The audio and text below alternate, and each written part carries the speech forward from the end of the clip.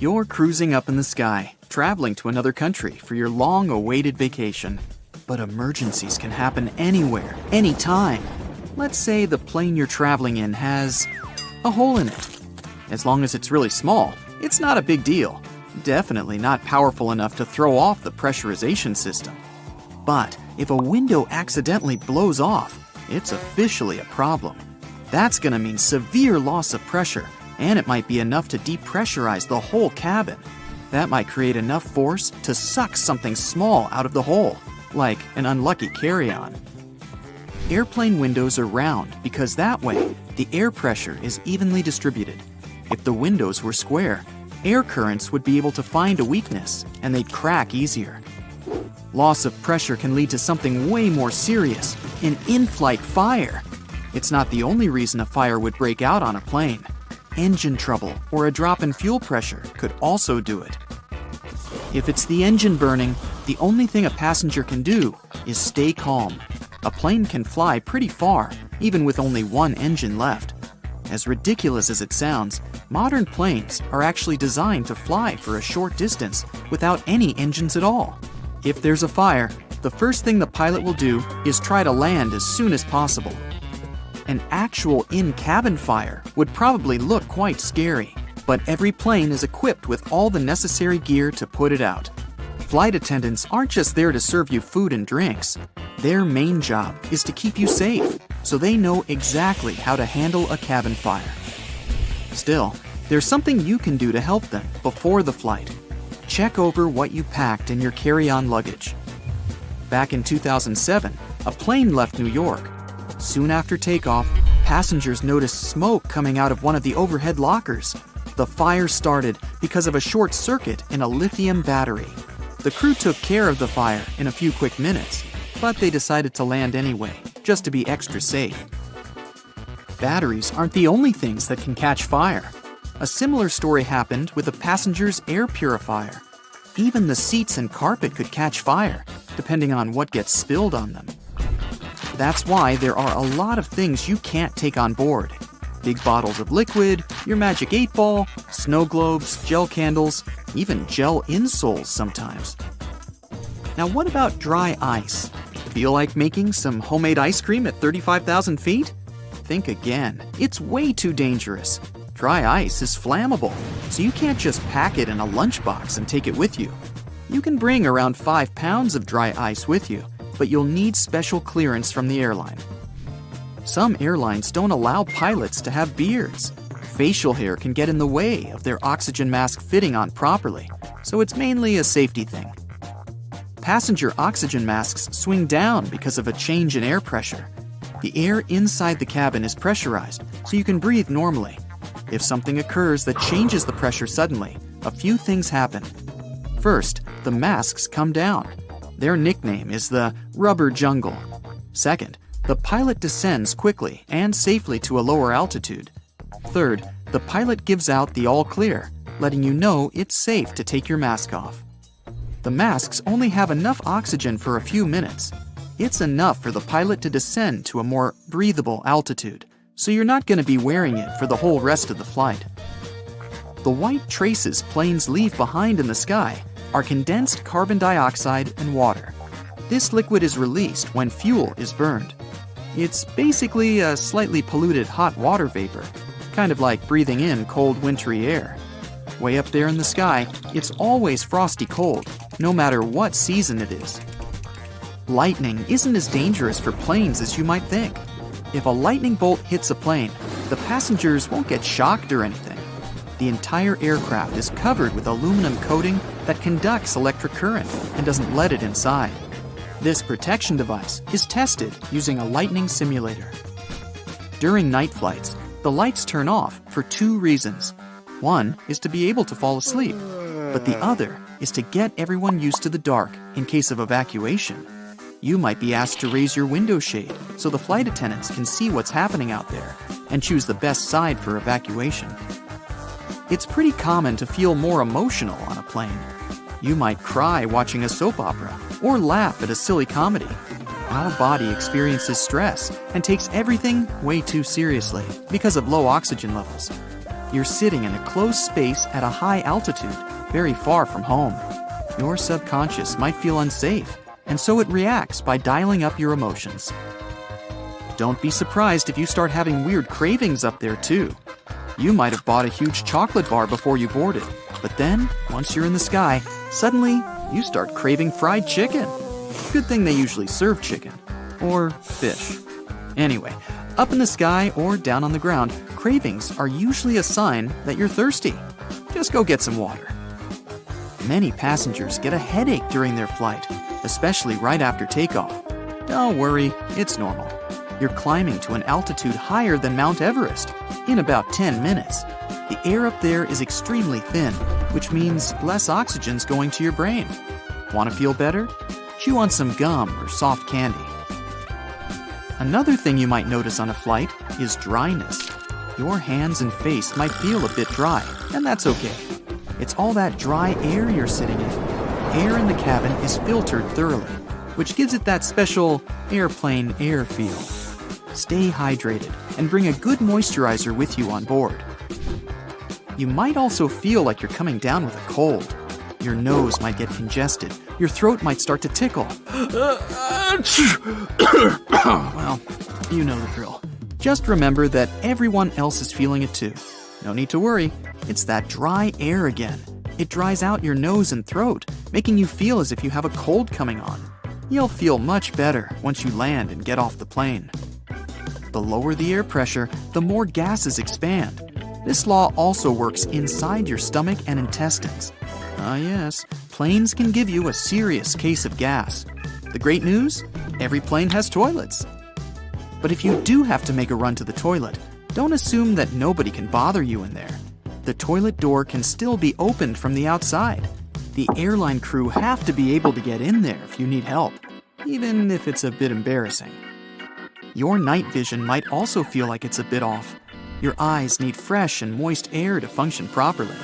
Your corneas are the one part of your body that don't have their own blood supply.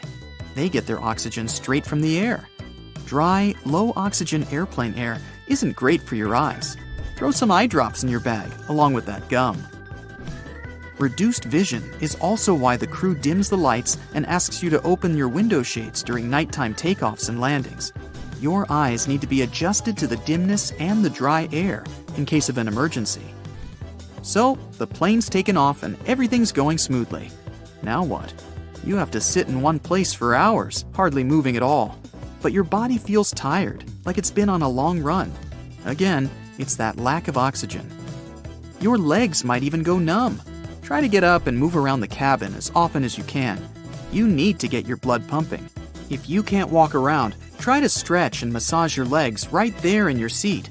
Some people say squeezing and releasing your fingers and toes helps the blood flow better. Compression socks help a lot too, at least for me.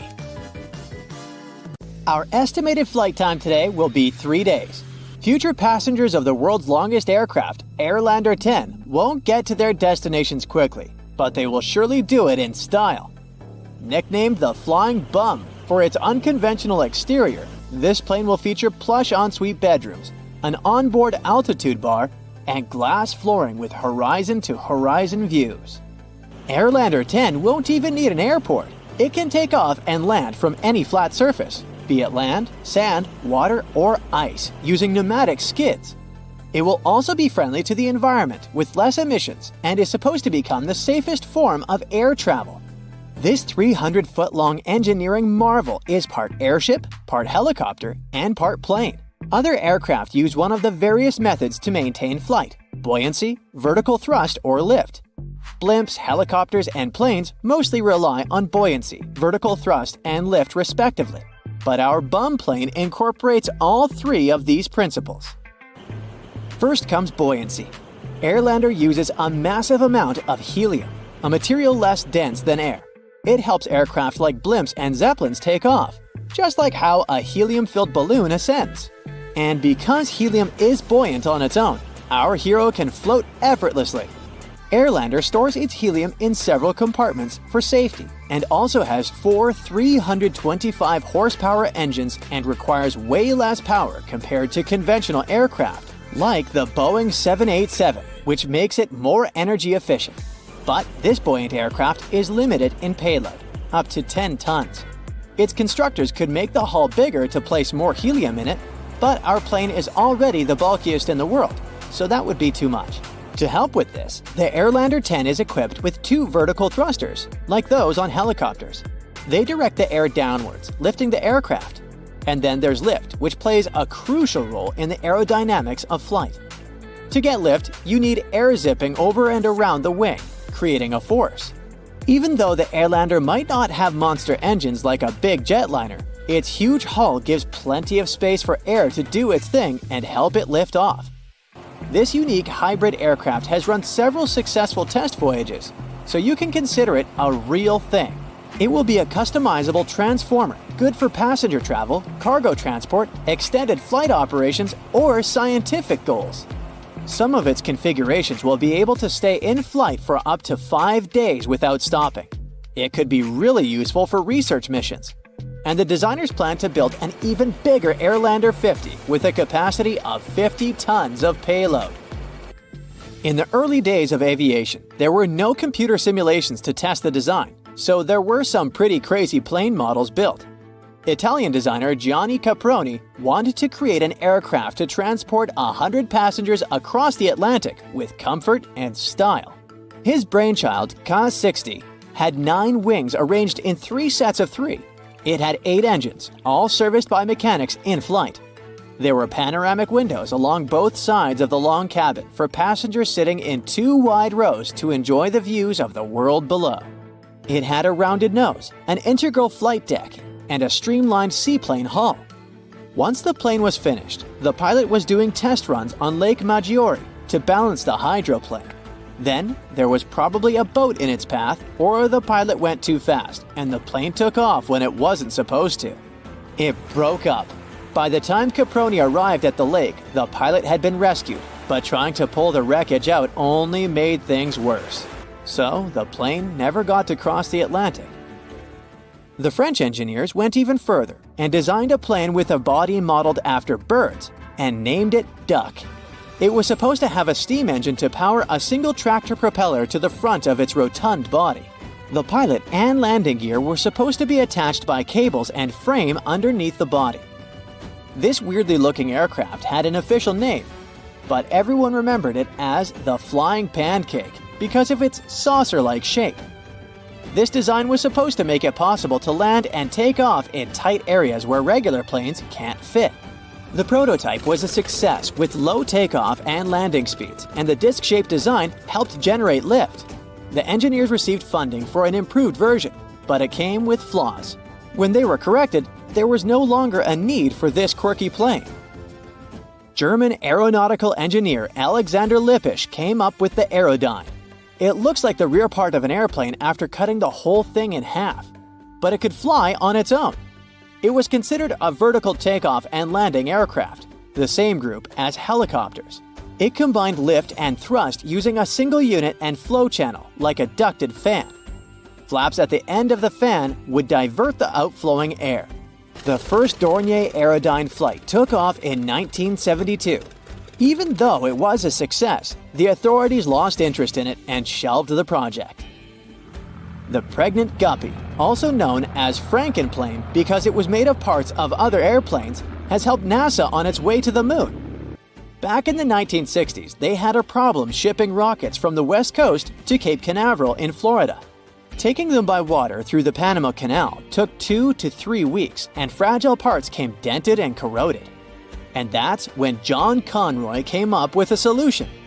His friend had Boeings he had bought but didn't find use for them.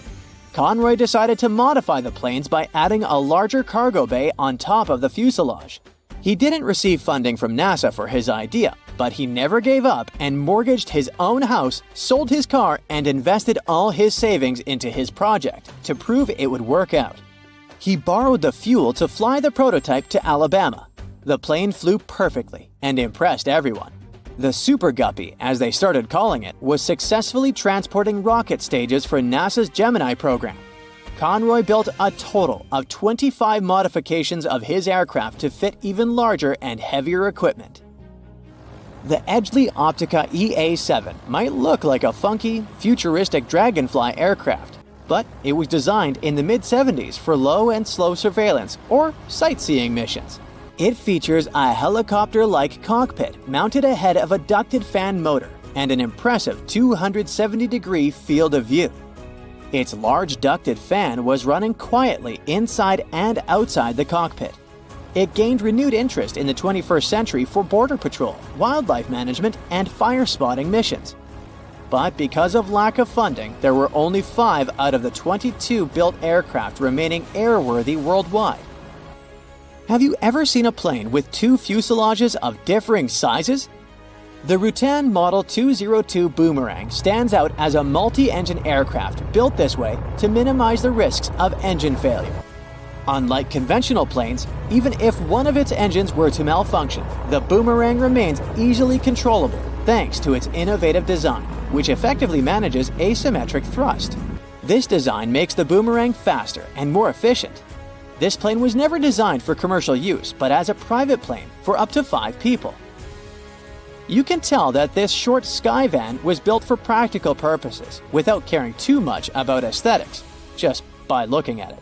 And that's how this general-purpose aircraft got its nicknames like Flying Shoebox and The Shed.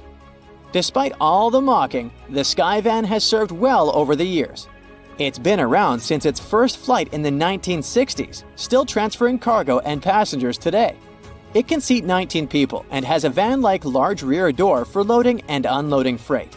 That's why it's perfect for short-haul flights, activities like skydiving, and much more. Let's face it, airports can be pretty annoying, but the most annoying thing about them is probably having to take the laptop out of your backpack and put it in a separate bin while going through the security check. But, of course, they wouldn't make us do those extra moves if there wasn't a good reason for it. Laptops are dense, and X-rays can't penetrate them, so it's easy to hide something dangerous there.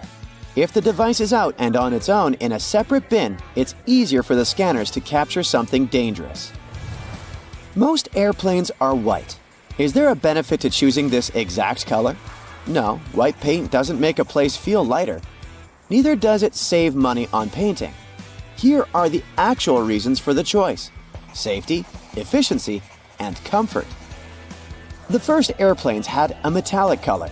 But the problem with metal is that it's prone to corrosion, so painting it is a great way to protect an airplane from corrosion.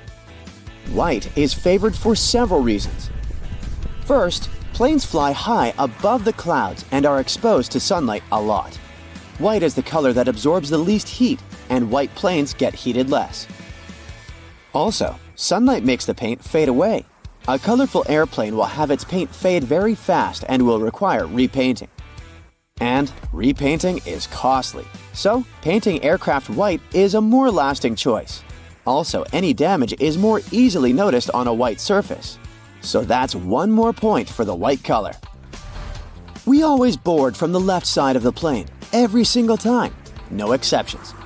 For some reason, the right side just doesn't seem to be an option. Yes, that's done on purpose. First, the captain usually sits on the left. This way, it's easier for the pilot to align the plane with the terminal jet bridge. Also, aircraft are fueled and loaded with baggage on the right side. Since people board the plane from the left, the crew can do their job undisturbed, and there's no danger to passengers. Consistency with the choice of a side helps to make everything work more effectively. Since everyone always enters from the left, all jet bridges are designed to get attached to the left side of the airplane. If every airplane had the freedom to choose the side, it would create an additional mess for the logistics behind the process. There are more questions popping up, like what does this black triangle drawn above one of the windows mean? Apparently, it marks the seat from which the view of the airplane's wing is the best. It's needed for the crew to find the spot as fast as possible if, in case of an emergency, they need to inspect the engines, slats, or flaps. This mark saves a lot of time. Next, the rows aren't well aligned with the windows. This is business. Originally, all planes are designed with rows and windows lining up perfectly. But when an airline buys a jet, they add some additional seats, squeezing them closer together. This way, they have more seats, which means more passengers, so they can sell more tickets. But you get less space for your legs and might miss out on a window. Also, all windows have rounded corners, and this is done for safety reasons. There used to be planes with squared windows, but those caused crashes because such windows couldn't withstand high-altitude pressures. At high altitudes, external atmospheric pressure is lower than the pressure inside the cabin. So, there's a big difference in pressure inside and outside the airplane, and this creates stress. Without windows, this stress flows smoothly through the material. A squared window becomes an obstacle, and the flow of stress needs to change direction. The pressure builds up in the corners, leading to cracks. As a result, such windows break. Oval windows allow the stress to flow more smoothly without disrupting them too much and preventing stress concentration. So, oval windows are safer. The glass used in production is stretched acrylic glass, and there are 3 separate panes of it.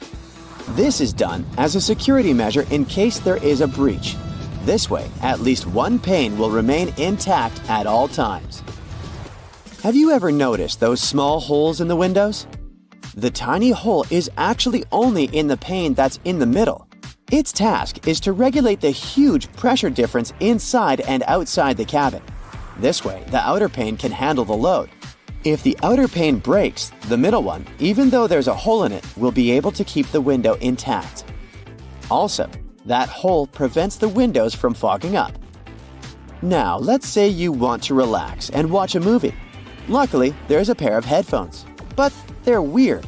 They have a 2-pronged plug. No, this is not some kind of advanced technology. This is a witty move to prevent theft. If you can't use them anywhere else but on the airplane, no one will have the urge to snatch them away. Outside the airplane, they're basically useless. And then they bring food. There are people who love airplane food and people who aren't very fond of it. But most will agree that food does taste different in the air. Turns out, it's actually a thing. Low air pressure, lack of humidity, and background noise that we have at high altitudes change the functioning of our taste buds.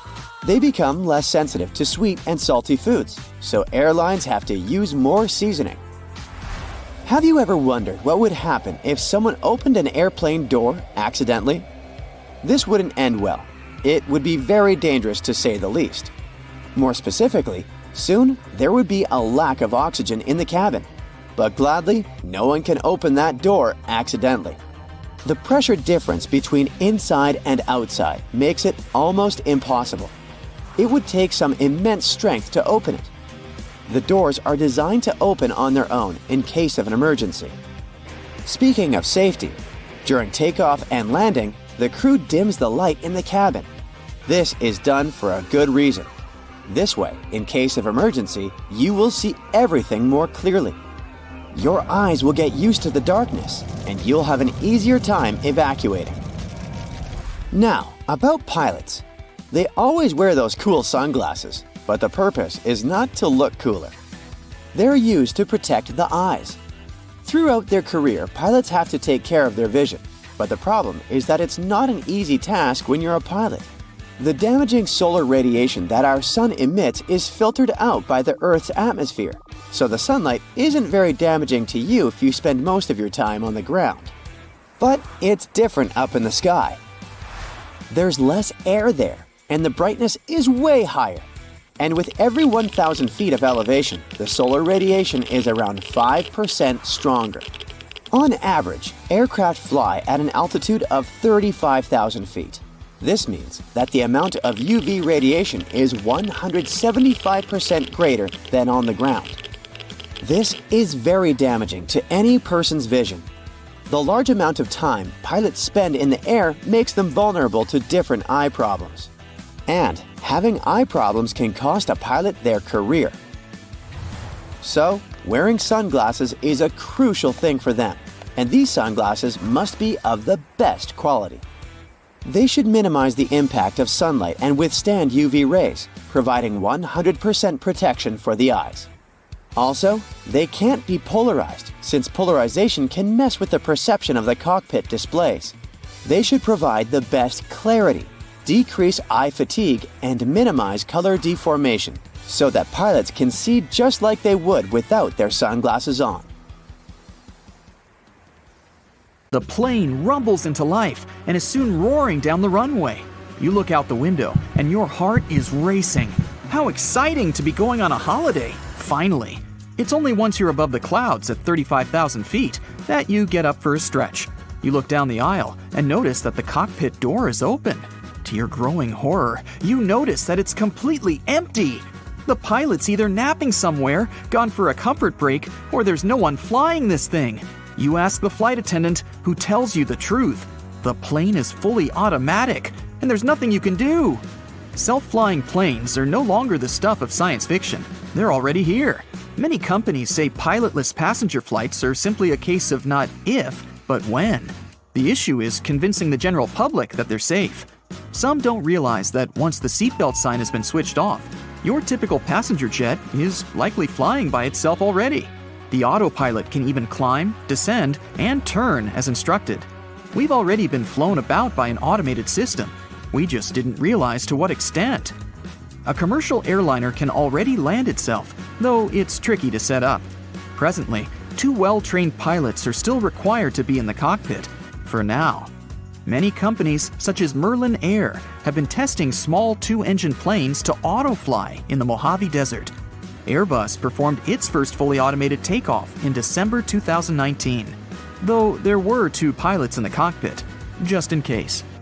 Some companies are developing hardware and software to retrofit older planes. The aim is to replicate everything a pilot can do via a set of computer systems. The barrier, they say, is human rather than technical. Old-fashioned lack of trust. The technical term for fear of flying is called aviophobia. It affects millions of people, up to 40% of all flyers. They're still flying, but they're just not particularly happy about it. Between 2.5% and 5% of the population are so anxious they won't fly at all. And yet, statistics continually reveal that flying is one of the safest means of travel, with nearly 95% of transportation fatalities in the US occurring on the roads. If you were to fly 500 miles every day for a year, the fatality risk is still only 1 in 85,000. Or, to put it in simpler terms, for the average American, the risk of a serious accident is just 1 in 11 million. There are much higher odds of being struck by lightning. Companies may be well served by offering breathing exercises and other strategies to make their customers feel more comfortable. It's surprising that airlines haven't already implemented a variety of programs to make travelers feel more relaxed. After all, many of these air accidents are caused by human error. Being automated may be a safer option. Then there's the other argument that it takes humans to create the automated systems. There's no doubt, though, that fully autonomous aircraft will soon be with us. As the population grows, our cities expand, and there will be more need for faster and more efficient travel. Many people will be reliant upon flying taxis to bypass hectic environments. They already exist. Not only can they cover short distances, but potentially thousands of miles. They can cover the same distance that a car can in a quarter of the time. They're much like helicopters in that they're capable of vertical takeoff and landing, known as VTOL, making them able to land and take off from almost anywhere. They will also be built of quieter mechanisms to keep noise pollution down, better than a train rattling past your bedroom window. They also use electric propulsion systems, which will keep emissions low. No endless traffic jams and mouthfuls of fumes. The difference with air taxis is that there's no pilot, with the destination locked in from the beginning. The challenge for designers is how to operate in environments with numerous structures, such as buildings and bridges, and how to navigate moving obstacles as well, such as other aircraft and even flocks of birds. Tackling a variety of weather conditions, too, can also make for complicated and even dangerous possibilities.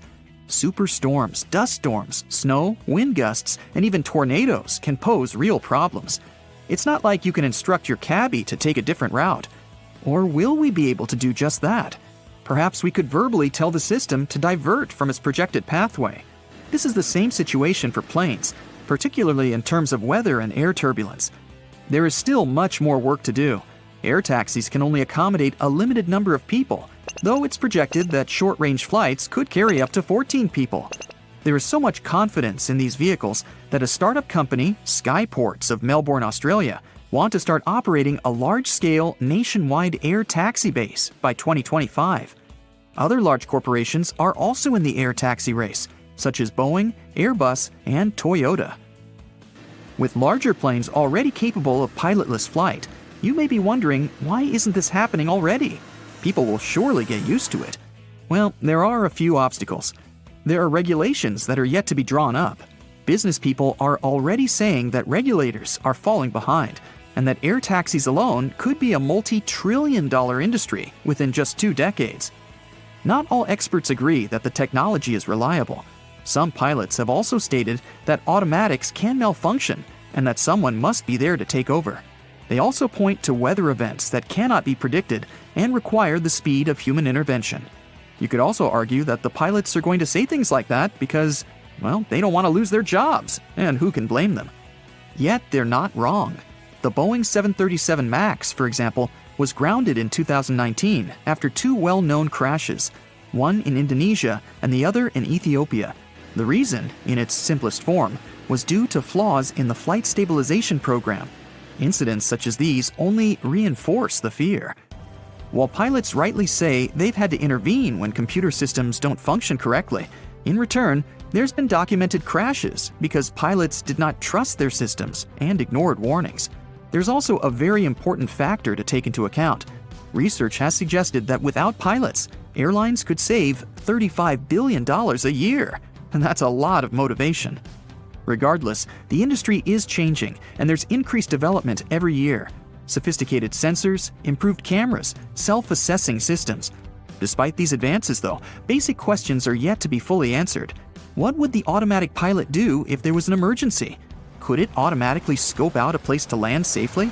Could it put out a distress call? And how would it communicate with air traffic control? This uncertainty is what makes people fearful. We only have to look to drones to see what's already possible. Whether operated via smartphone or from onboard a ship, drones are unmistakably becoming more commonplace and performing an array of tasks. From filming whales to delivering parcels and long-range intelligence gathering, they map inaccessible terrain and use thermal sensors for search and rescue operations. They can even drop in supplies in disaster situations. They're literally saving lives. Their usage has tripled from 2019 to 2021 and is expected to do so again by the end of 2022. And yet, none of this is actually new. Over a century ago, the British developed unmanned aerial vehicles, or UAVs. They managed to fly a radio-controlled monoplane on March 21, 1917.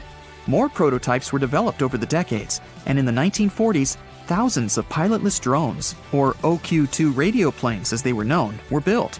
Many variations have been used ever since. Model enthusiasts have been using radio-controlled toy planes for decades. Drones continue to grow in popularity due to their high level of convenience and effectiveness. For these reasons and more, the technological advancements continue at breakneck speed. And yet, their full potential has not been reached, not by a long shot. If drones can be used for such extraordinary means, imagine what pilotless planes could do. The sky is literally the limit. While many are still fearful, people have already been flying for well over 100 years. The technology is there. It's whether the public is ready, in a manner of speaking, to take the leap that counts. When it's too cold outside, airplanes often get delayed, or in extreme cases, even canceled altogether.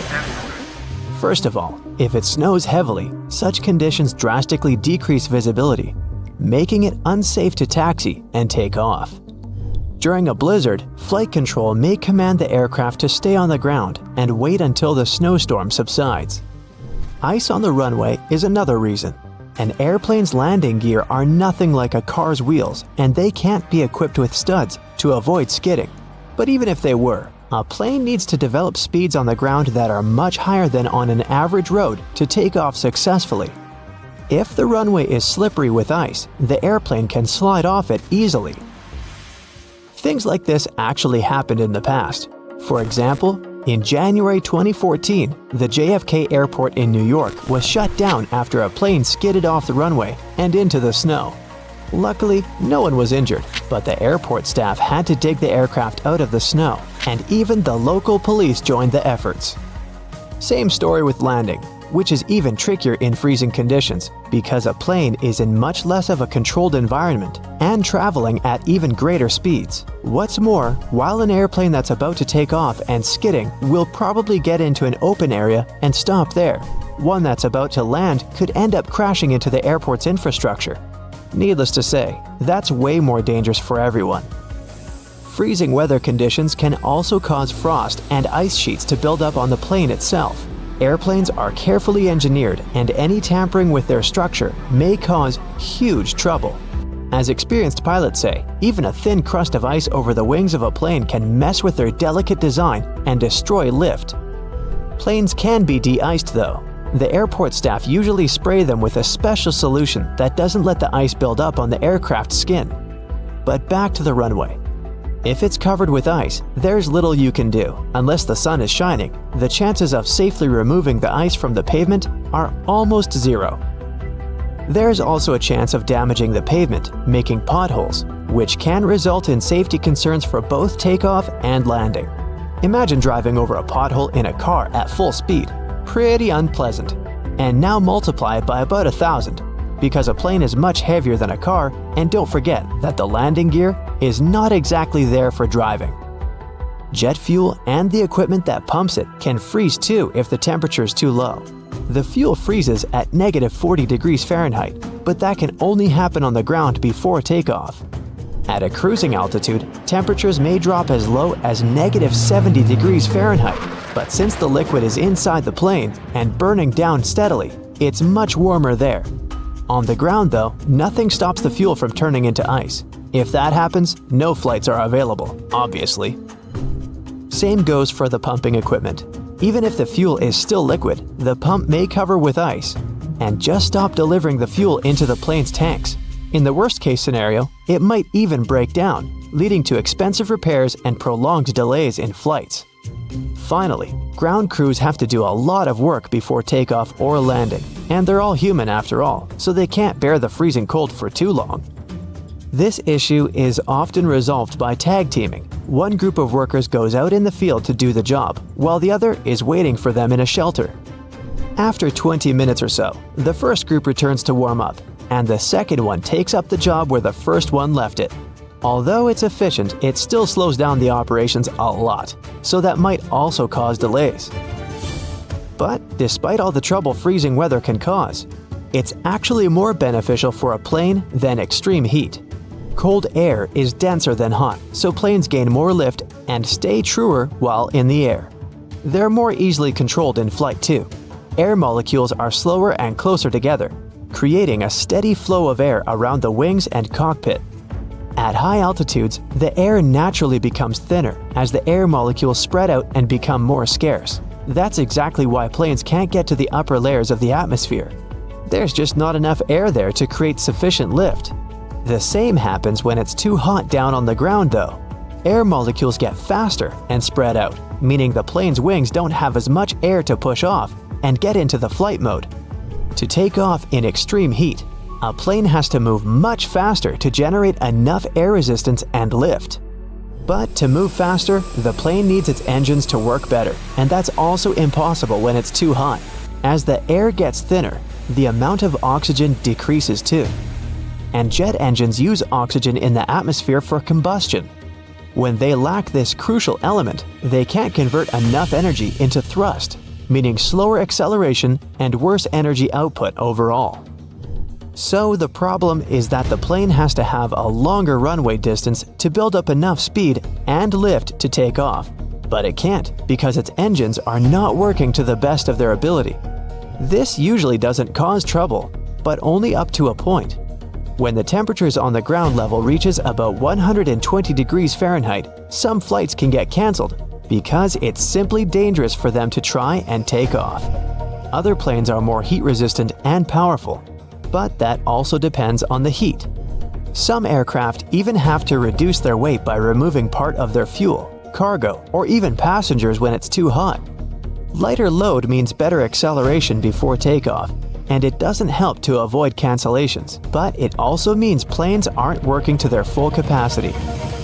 The average cruising altitude for an airplane is about 35,000 feet, They don't technically need to be so high up, but that altitude gives the best speed and efficiency.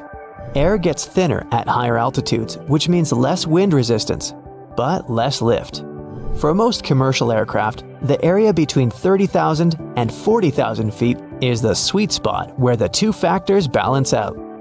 You probably still aren't using a laptop from 1999, and your computer isn't flying at close to the speed of sound. Fortunately, planes have a much longer lifespan than computers. There are airliners from the early 1970s that are still just fine. They might not be able to keep up in terms of speed and fuel efficiency, but older planes are no less safe than their modern counterparts. Contrails, those white trails airplanes leave behind them at high altitudes, are easily mistaken for engine exhaust, but most are nothing more than water vapor. During a flight, moisture in the air collects in the engines before being vented with the exhaust. The hot, wet air leaving the engines mixes with the cool, dry air found at high altitudes, resulting in long, thin lines of vapor. Humidity determines when contrails form and how long they remain visible. Ever notice the numbers on the end of a runway? They're actually used to show the pilot which direction the plane is facing. For example, the number 36 is short for a heading of 360 degrees or due north. Along with numbers, the letters R and L indicate if the nearest runway is to the right or left. The lights on the tips of a plane's wings are called position lights or navigation lights, and they're used during times of reduced visibility. They help planes to see each other in the dark and can also tell pilots what direction an aircraft is traveling. The red light marks the tip of the left wing, while the green light is on the right. The third light is white and found on or near the tail. It might seem odd that the flight crew cares whether your window shades are up or down. The main reason is so that the passenger's eyes can adjust to the outside light. Mostly, it's just a matter of getting people on and off quickly. But in an emergency, the last thing they want is people stopping to blink before they evacuate the plane. Oh boy, you take your seat on the plane and look around. It's a large aircraft, spacious and new. You look up. Something draws your attention to that small compartment above your seat that contains your oxygen mask. Come to think of it, you've only ever seen it during the in-flight safety demonstrations. Maybe it's for the better, you think, and relax into your seat. Screaming and powerful jerks are what wake you up. One of the flight attendants is saying something in an urgent voice, but still disoriented after your nap, you can't catch the meaning of the announcement. And then, right in front of your face, you see an oxygen mask. Uh-oh. You place the mask over your face. You did pay attention to the safety demonstration, Then you grip the armrest and close your eyes, trying to calm down. However impossible it sounds. But do you know what's going on inside your oxygen mask? Well, let's talk about it. An oxygen mask deploys automatically in case of loss of cabin pressure. It might happen for several reasons. For example, some problems with the fuselage or malfunctioning of the valves pumping air into the plane. But most of these incidents aren't life-threatening if the masks deploy as they're supposed to. The problem with the air above 10,000 feet is that it contains too little oxygen for people to breathe. That's why, once a plane rises higher than that altitude, the pressurization system springs into action. Its main task is to create the same breathable conditions as at the height of 5,000 to 8,000 feet. Now, if, for some reason, this system fails, oxygen masks drop. If this happens, it's crucial to put your mask on within the first 18 seconds after it deploys. If you procrastinate, you'll feel the effects of hypoxia, low oxygen levels in your blood, very fast. You'll become drowsy, and if you keep ignoring your oxygen mask, you're likely to pass out. Anyway, you acted fast and can now breathe freely. But for how long? And is it really oxygen that you inhale? Well, first of all, you notice with horror that your mask doesn't inflate. No worries, it shouldn't. It's supposed to rise and fall along with your breathing. So everything functions perfectly fine, even if it might seem it's not working. Now, hold on to your hats, here's shocking news. There isn't actually any oxygen in the mask. Instead of the gas, there are several chemicals. When they combine, they mimic good old breathable oxygen. The main reason for using the chemicals is safety issues. This mixture is way less combustible than oxygen tanks. Anyway, the chemical reaction that is happening in a deployed oxygen mask is the reason why you might smell something burning when putting it on. That's the chemicals mixing and forming the new substance. In case of a real fire, your mask simply won't drop. The chemicals inside can, unfortunately, fuel the flames. Oh, and don't forget that in your mask, there's only enough oxygen for 20 minutes at the most. This time is usually enough for the plane to get down to the necessary altitude.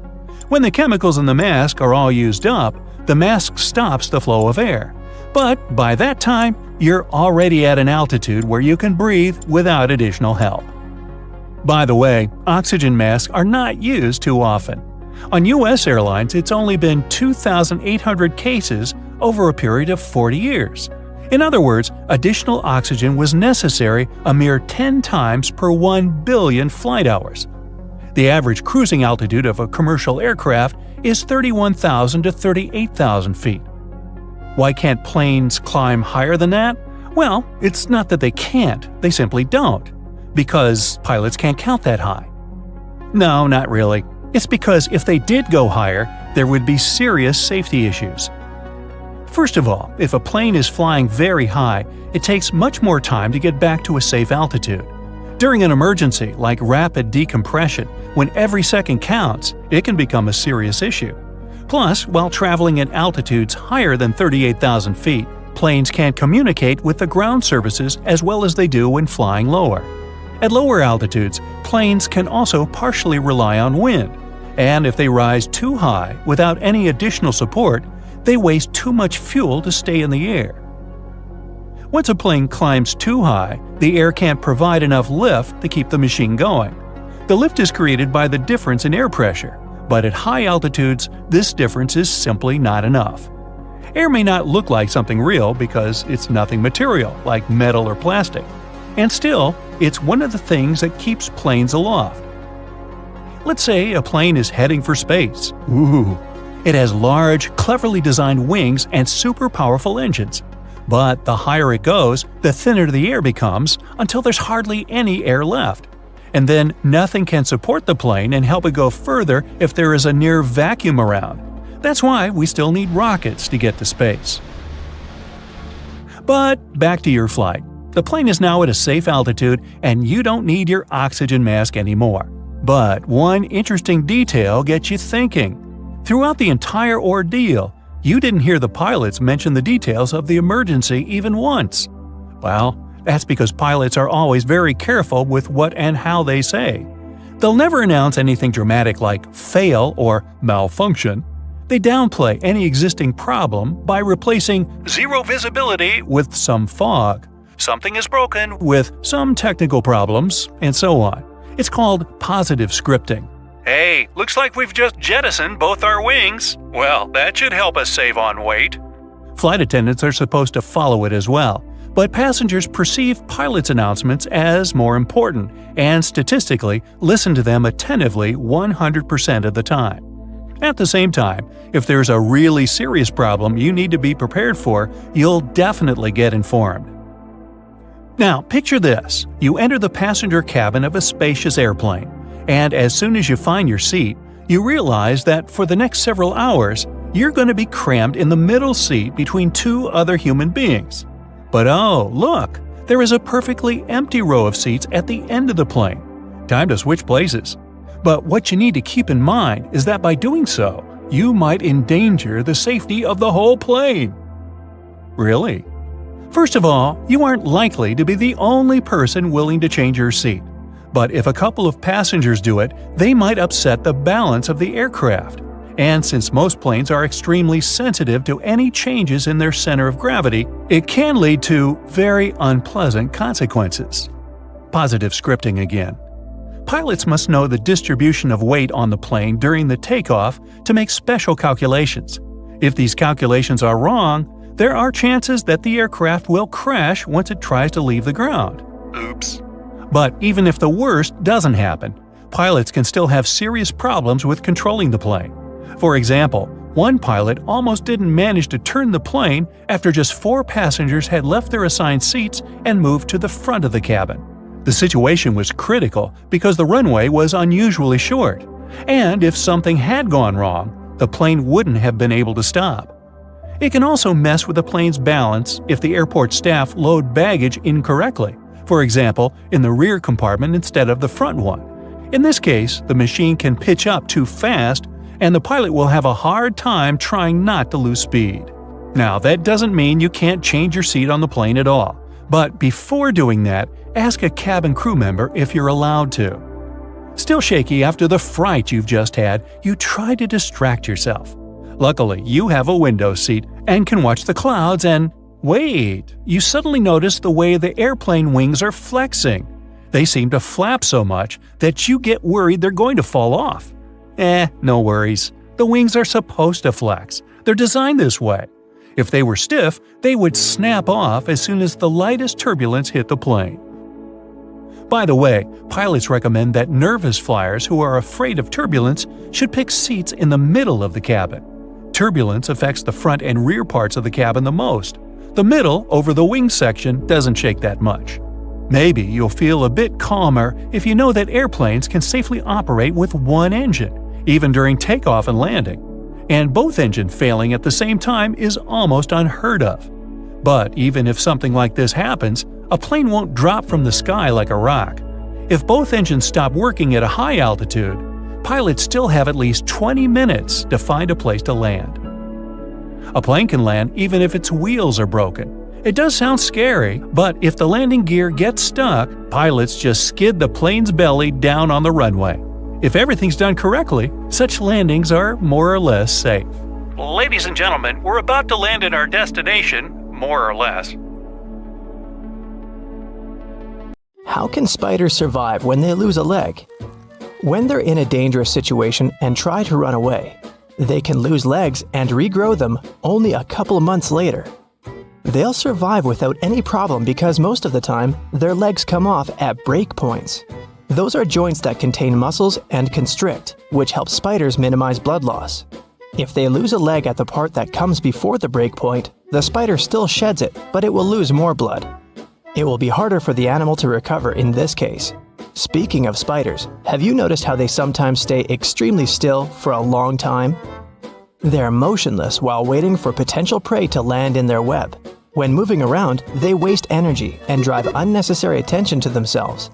Either a hungry bird praying for a quick snack will see it, or a spider will remain hungry because flies will be less likely to come near their web.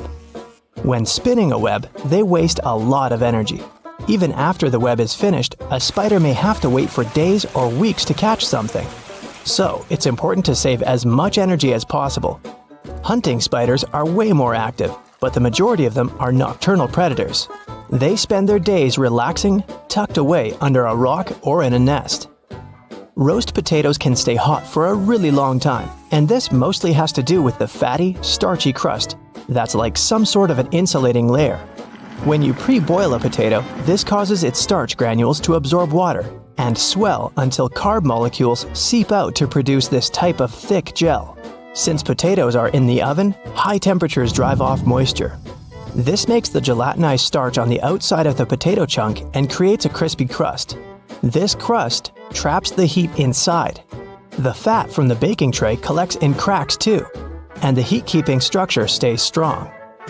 Birds don't get electrocuted while perching on power lines because it's not voltages that will harm them, but voltage differences, and electricity wouldn't flow without them. So, if you see a bird standing on a single power line at, for example, 35,000 volts, the lack of a voltage difference is something that keeps the animal safe. But if it accidentally extends its wings and touches another power line that's at a different voltage, it won't end well. That's the reason why electricity companies make sure there's plenty of space between the cables. Have you ever wondered why airplane pilots won't try to land on grass when the landing gear doesn't deploy? The grass may seem like a good solution at first because it's soft, true. But the surface will neither be smooth nor even. When pressure is high, landing on grass can lead to unpredictable movements and cause issues such as structure formation. That happens because of bouncing and unequal pressure. This can even result in fuel leakage and prevent the doors from opening. Bald heads tend to be shiny, even though the skin elsewhere on the human body isn't. Most of our skin is covered with tiny hairs that give it some sort of velvety peach fuzz look. With male pattern baldness, the hair follicles tend to shrink and turn into skin cells, which means there's no hair there at all. And the scalp is especially shiny due to the sebaceous glands. They produce and secrete some kind of oily matter that protects our skin. Sebaceous glands are located all across our skin, but the scalp has way more of them. So, this oil coats the skin, which is why it turns into a more reflective surface. House cats will rarely meow at one another, but they become chatty with humans, and this could be related to domestication. The process of taming cats and keeping them as pets started nearly 10,000 years ago. Before that, cats were pretty much loners. They rarely encountered other cats, so they didn't even have to use their voices to communicate with each other. Instead, they communicated through their sense of smell, which included things like rubbing against a certain object, for example, a tree. So they didn't even have to come face to face with other members of their species to send a message. And that's how they mostly communicate today as well. But humans don't have such a good sense of smell as cats, so these foxy creatures had to think of a way to send us a message and still get what they wanted from us, which turned out to be meowing. If you're planning a day trip to a desert, for example, the Sahara in North Africa, you're going to want to bring good sunscreen, and a lot of water, of course, but also a snug sleeping bag if you're planning to spend the night there too. Deserts really become cold during the night. In the Sahara, temperatures go from an average high of 100 degrees Fahrenheit during the day to 25 degrees during the night. Such dramatic change happens because of two main factors: humidity and sand. Sand doesn't retain heat that well. When light and heat from the sun reach a desert, sand grains from the top layer absorb heat. But they release it back into the air relatively quickly. So during the day, the sand radiates the energy coming from the sun, which eventually heats the air and leads to extremely high temperatures. And during the night, the sand is quickly losing heat once again. But this time, there's no sunlight that would reheat the desert. That leaves the sand colder than before and leads to such low temperatures. In arid deserts such as the Atacama Desert in Chile and the Sahara, the humidity is extremely low. That means the amount of water vapor in the air is almost zero. Unlike sand, water does well to store heat. Water vapor in the air traps heat close to the ground. It's like you cover the ground with a huge blanket. That way, you stop it from dissipating into the atmosphere. Also, when the air has a high level of humidity, it requires more energy to heat up. That means it takes more time for that same energy to disappear and for the surroundings to get colder. Since there's almost no humidity in deserts, such areas can both quickly heat up and cool down. If you microwave water for tea, it will taste worse than when it's made with a kettle. That's because the temperature of the liquid is the main factor for a good tea. Water should reach a rolling boil before you pour it over tea leaves, whether they're loose or bagged. It's an easy thing to do with tea kettles, both the electric and stovetop varieties. When the burner or the electric heating element is on, the water at the bottom of the vessel warms up. As it's getting hotter, water through the rest of the kettle comes to the boiling point.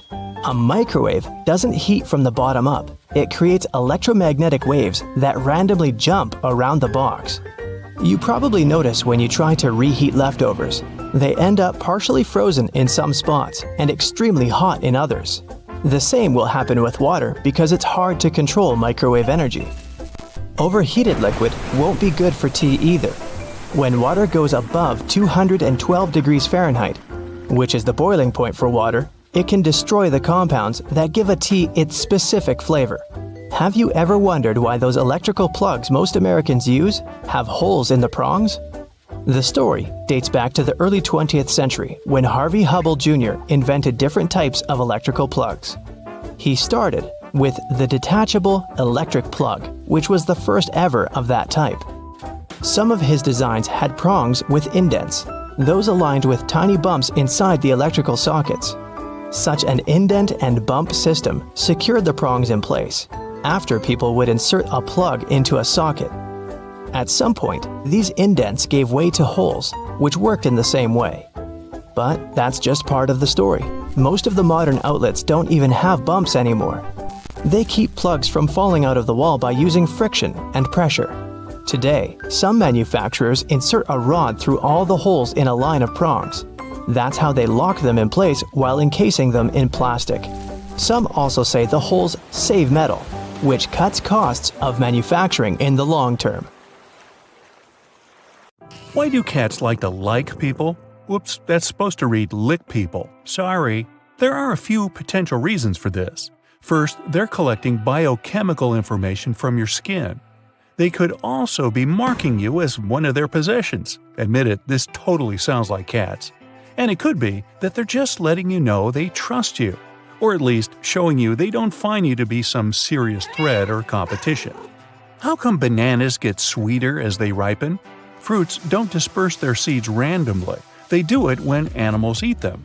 At a certain stage, they suddenly increase their sugar content, which is how they try to encourage animals to eat them at that stage, specifically when their seeds are mature.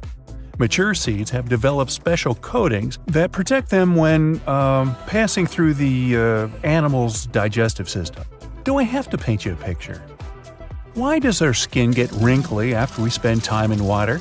After 5 to 10 minutes in the bathtub, you will notice there are small wrinkles forming on your feet and hands. Scientists speculate that it could be the way our body gets a better grip when immersed in a slippery environment.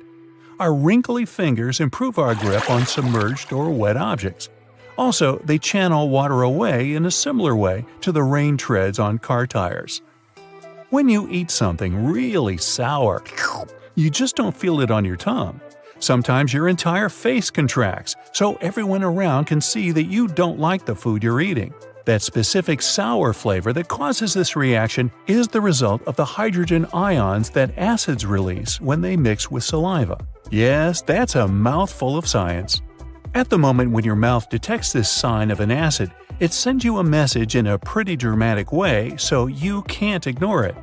It's an evolutionary response that made sense in the old times, because many of the plants that our ancestors found in nature and later wanted to consume were poisonous, especially plants with sour flavors. So even today, your taste receptors light up and your face twists in a way that is out of your control when you taste something like that. Like this. A lighter color on an airplane is actually heavier than darker paint. The color white requires a higher solid content than black to get the necessary saturation. And the higher the solid content is, the heavier the paint is going to be, which is why white paint is one of the heaviest. But white planes are more efficient than black ones, although this also depends on how you define efficient.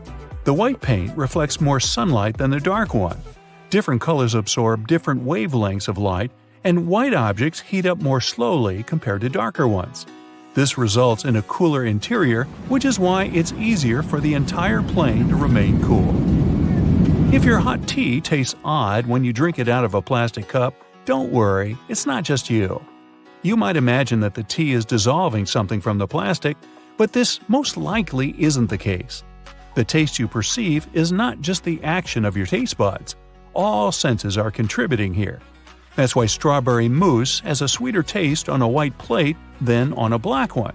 And you get the feeling chips are crunchier when you hear those specific higher frequency sounds as you eat them. Also, hot chocolate has a better taste when you drink it from an orange cup. We are kind of conditioned to drink hot tea from ceramic cups, which is why seeing it in a plastic cup subconsciously makes us expect vending machine tea that won't taste good. Flamingos often stand on one leg, and one theory says that's because it helps them conserve body heat. One piece of evidence for that is that they tuck one leg up more often in water than on land. Others believe this is how they save energy, not heat. These birds are definitely more stable on one leg when it comes to standing for long periods of time. That's because they can lock the tendons and ligaments in their legs in a stable position, which means their muscles don't have to work hard to stay in one place. Plus, it's actually a classic look, don't you think? Why do repetitive noises annoy us so much? It's simple. They're constantly attracting our attention so we can't focus on other things. We stop reacting to certain repetitive sounds like ticking clocks really quickly. But some are just too annoying, like a slowly dripping faucet. The reason why this bothers us so much is the lack of control. When you know you can stop the noise anytime you want, you won't find it that annoying. Why do all planets make circles around the sun in the same direction? It would be cool to go back 4.6 billion years. You'd be able to see that space wasn't empty back then, even though our solar system wasn't formed yet. There was a cloud of dust and gas in a place where, today, our sun and the planets are. This cloud was like a solar nebula, and it molded our solar system. Generally speaking, a nebula is a huge cloud of gas and dust that occupies the space between stars and helps form new ones, together with the planets that orbit them. When this nebula collapsed, its center became our sun, while the rest of the matter got together and created the planets we know today, together with their moons and the rest of the rocky bodies like asteroids. The matter was quickly rotating, and the process looked a bit like cheese dough flattening into a disk that was getting bigger and bigger. Since the cloud was moving in a certain direction to begin with, all of the planets retain the same orbital plane too. Something massive needs to happen to alter a planet's orbit and force it to go in the opposite direction around the sun. Why do some people have such a good singing range? There are 3 things that can affect the general range of sounds coming out of your mouth: the strength of your diaphragm, the size of your vocal folds, and the shape of the chambers in your sinuses. But making the sound beautiful is largely a question of practice. Practice? Yep. At the basic level, you hear a note and reproduce it with your voice. But the true difference between being able to just hold a tune and having a lovely singing voice is related to the thousands of small muscle contractions that are mostly unconscious. They adjust your muscle mechanism where you produce a voice with the emotions you have while singing. Like with other musical instruments, a wider finger span can help you while playing the piano. But the rest is learning those subtle things like pressure on the keys and timing. Now, why do dogs hear higher pitches than us? Humans hear frequencies up to approximately 20 kHz, and dogs up to 45 kHz. Nearly all mammals can hear higher frequencies than other vertebrates. Birds hear up to 12 kHz, and reptiles, amphibians, and fish up to 5 kHz. Mammals don't need to hear high frequencies to communicate with each other, but so they can locate where a certain sound is coming from. The special way of hearing that mammals use, binaural spectral difference cueing, works in a way that our brain compares the frequency range of a sound as it gets to each ear. Head shadows one ear, so some of the frequencies get absorbed, and our brain absorbs higher frequencies more than lower ones. And the smaller the head, the less effect it has on lower frequency sounds. That's why the animal must be able to hear high frequencies to hear a wider spectrum of sounds. A mouse needs to hear up to 90 kHz, and an elephant is fine with just 10. Dogs have smaller heads than us, so they're in the middle category. Why are oceans salty? Well, chemically speaking, salt is sodium chloride, and the salt in the ocean isn't just these two, but many other ions like calcium and magnesium. Most of these start out like rocks on land. Certain things like wind and rain erode these rocks, which basically means they gradually wear them away. So we can say most of the salt in the ocean comes from rocks. Minerals from these rocks leach into streams and rivers. They carry the salt away into the ocean. About 85% of the ions in the ocean are sodium and chloride, while magnesium and sulfate make up around 10%. And some of the salt that ends up in the ocean doesn't stay there. Animals consume a lot of it. But because of a steady supply of runoff from the surface, levels of salinity are pretty much constant. The ocean also gets its salt from one more source: hydrothermic fluids. Magma coming from behind the Earth's crust heats up deep sea vents. When they get hot enough, they lead to chemical reactions between the seawater and all the minerals from the rocks around the vents. That's why every part of the ocean is salty, but the level of salinity depends on where in the world you are. So take that with a grain of, you know. You're traveling by train and hear the wheels banging against the tracks, but suddenly the train rises and gains altitude.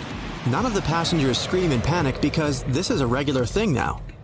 Well, maybe not yet, but it might become our reality anytime soon.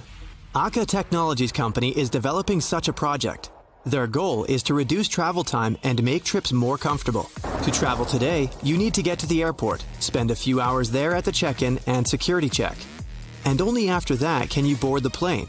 When the plane lands, you need to go through standard airport procedures again and then get to the city. Only after this, your trip is over. It means you use at least 3 different types of transport. But with Link and Fly from Aka Technologies, you can get to your destination without any transfers. This is a train the size of an Airbus A320.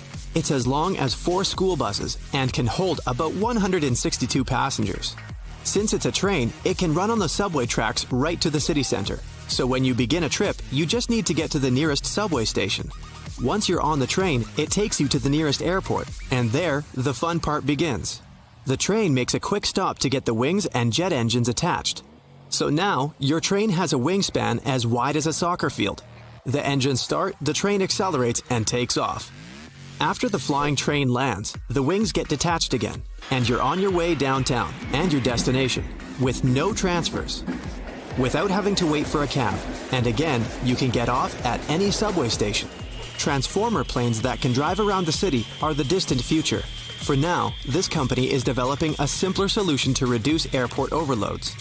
Instead of having a plane parked right next to the gate, passengers will board the plane's fuselage right inside the airport's building. The fuselage will then pull out onto the runway, and the wings with the engines, as well as the cockpit with the pilots, will be attached.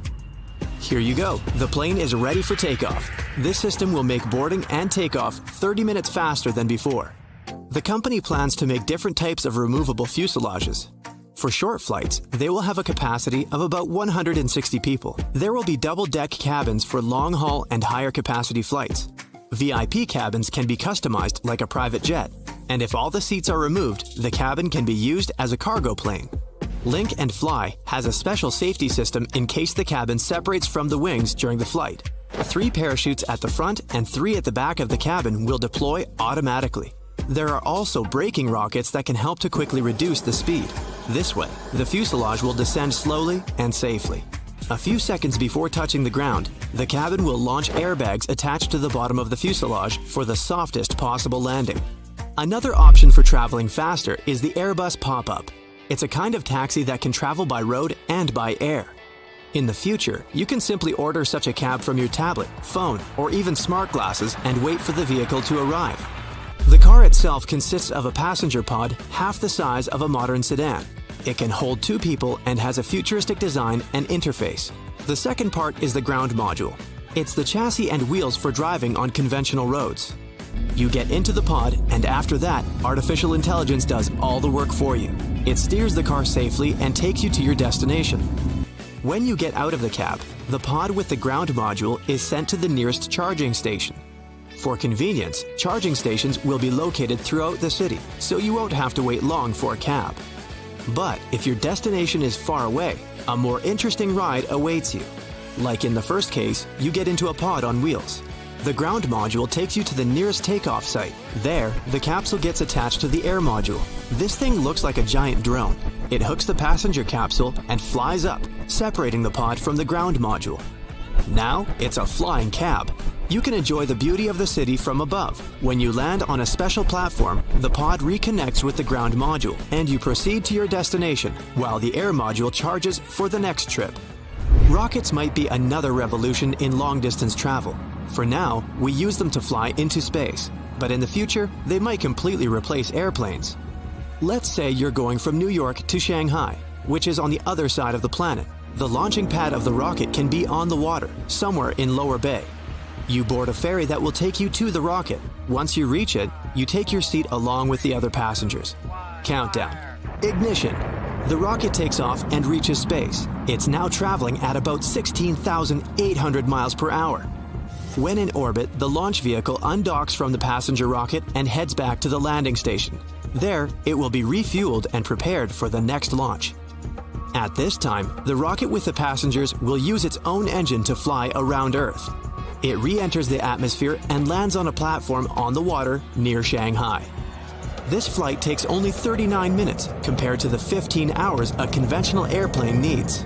But there's a downside to such trips. A rocket makes a lot more noise, so landing platforms have to be far away from the cities. This will increase travel time.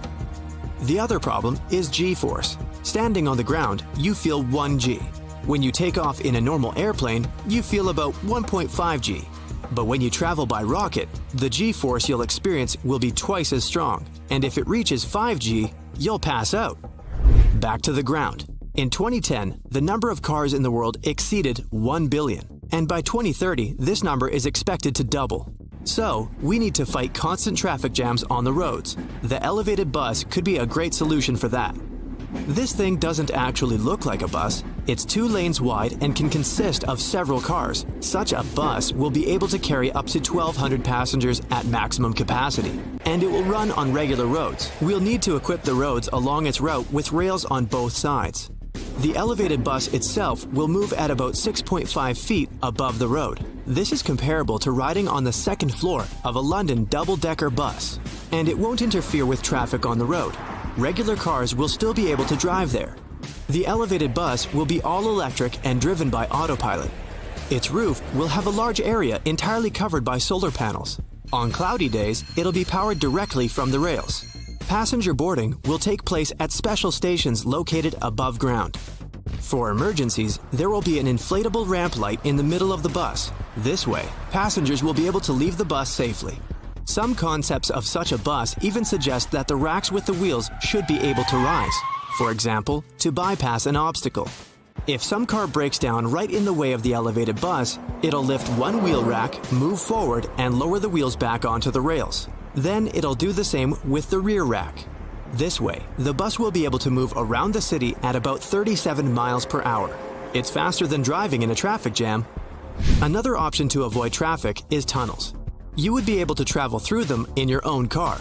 A hypothetical tunnel system under large cities would have multiple entry points. You would drive your car onto a special platform, and the platform would then be lowered down. It would accelerate in the tunnel to 124 miles per hour. You'd be able to get to the other end of the city in just a few minutes. The platform would then lift your car back to the surface, and you'd keep driving to your final destination. Tunnels can also be the future of traveling between cities. First, you'd have to arrive at some sort of a train station. There, you'd board a passenger pod. These pods would hold 4 to 6 passengers. Then it'd follow the tunnel, dock into a pod cluster, and connect with the transporter capsule. Special pumps would suck the air out of the tunnel, and the transporter capsule would move in an almost complete vacuum. Theoretically, this train would be able to reach speeds that are faster than those of commercial airplanes, and even faster than the speed of sound. So you could get from New York City to Los Angeles in 3.5 hours, compared to 6 hours by a conventional airplane. After reaching its destination, the transporter capsule would open, and the passenger pods would arrive at the station. In the future, these pods would be able to travel even on conventional roads. So you just need to order such a passenger pod to your home, just like a cab. This way, you'd have the opportunity to cross the United States from coast to coast without any transfers.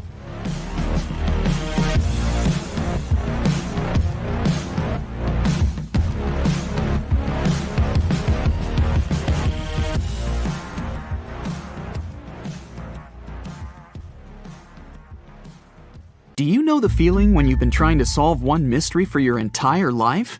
Nope? Well, Detective Anderson does. During almost 30 years of working for the police, he solved many riddles, caught hundreds of robbers, and helped save thousands of lives. There's a huge number of successfully solved cases on his record. At the age of 25, he caught a thief who changed his own face with plastic surgery once a year. When Anderson was 30, prisoners started breaking from jails all over the world. The detective successfully solved this case. At the age of 38, he discovered the secret base of a forbidden order in a volcano's mouth. By his 50s, he managed to explain all the most inexplicable things in the world. But there was something he couldn't solve.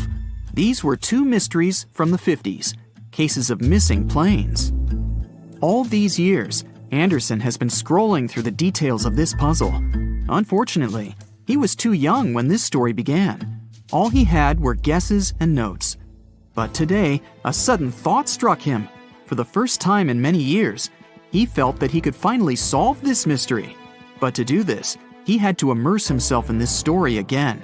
So he opened the closet and pulled out 2 old magazines with detailed articles about these incidents. The first one happened in the summer of 1955. July 1st, Pan Am Flight 914 was about to depart from New York Airport with 61 people on board. The plane model was a Douglas DC-4. It differed from modern aircraft, having giant propellers instead of turbines.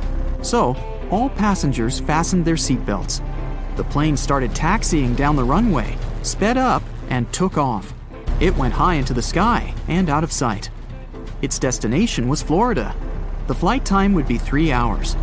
Dispatching services were watching the plane on their radar when suddenly, Pan Am 914 disappeared. The operator tried to contact the pilot but received no response. New York reported this to Florida. They said they couldn't see the plane either. Usually, pilots notify via radio if a plane crashes or gets into a storm. But this time, just nothing. After several unsuccessful attempts to establish the connection, they deployed large-scale search operations. Communication with the plane was interrupted when it was flying over the Atlantic Ocean. Therefore, the air company had to admit the aircraft crashed into the water. But this version had no proof. When planes fall that way, rescuers find floating debris. Some parts of the cabin or luggage always get to the surface. This time, rescuers found nothing. The plane didn't transmit any distress signals and didn't leave any traces of the crash. It seemed like it just disappeared into thin air. People forgot about this disaster for 37 years. And then, something bizarre happened. 1992, Venezuela, Caracas Airport. The control tower received a signal about an unknown aircraft approaching them. It was weird because it wasn't supposed to be there. There were no flights scheduled for that time. The plane was landing. The dispatcher and the rest of the airport staff understood that something was wrong here. The plane looked old, with huge propellers instead of turbines. After landing, the pilot contacted the airport. Where are we? The dispatcher asked him to identify himself. A few seconds later, he received an answer.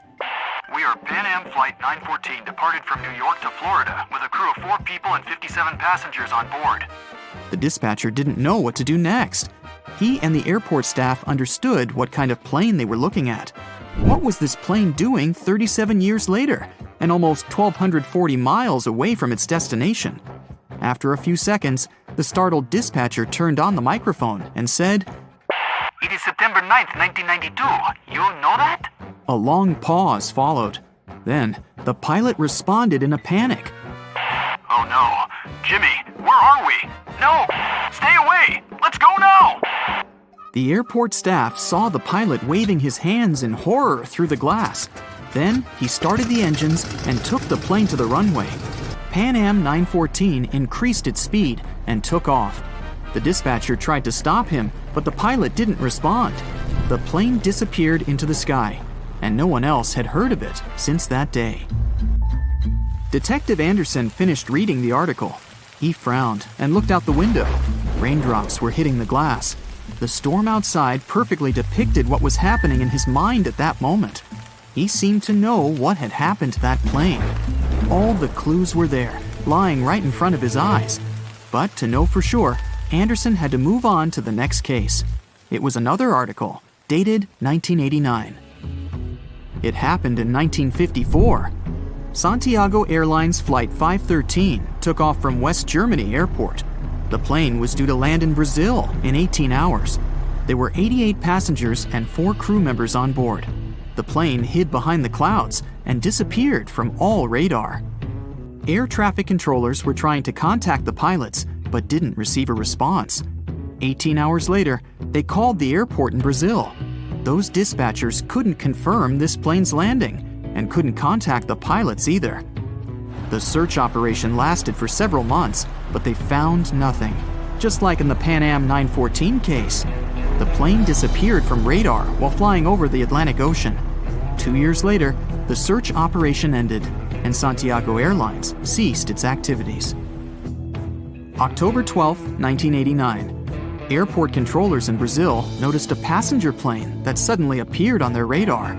It didn't answer the airport staff's questions and just circled over the airbase.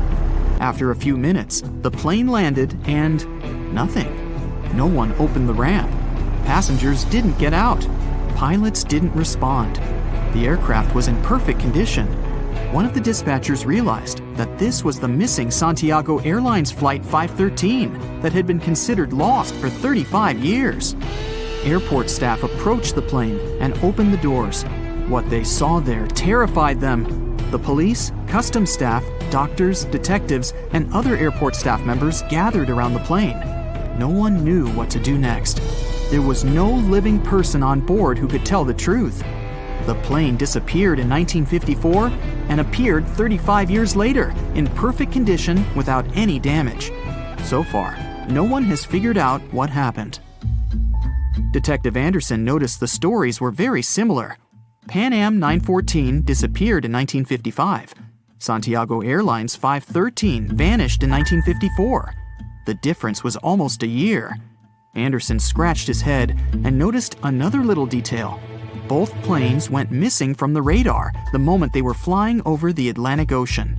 There are many myths about phantom ships and mysterious phenomena connected with the Bermuda Triangle. Detective Anderson knew these tales, but these two missing planes puzzled him. He looked at two articles and understood everything. Exactly. The solution was there, right in front of his eyes. Both stories were written in the same newspaper.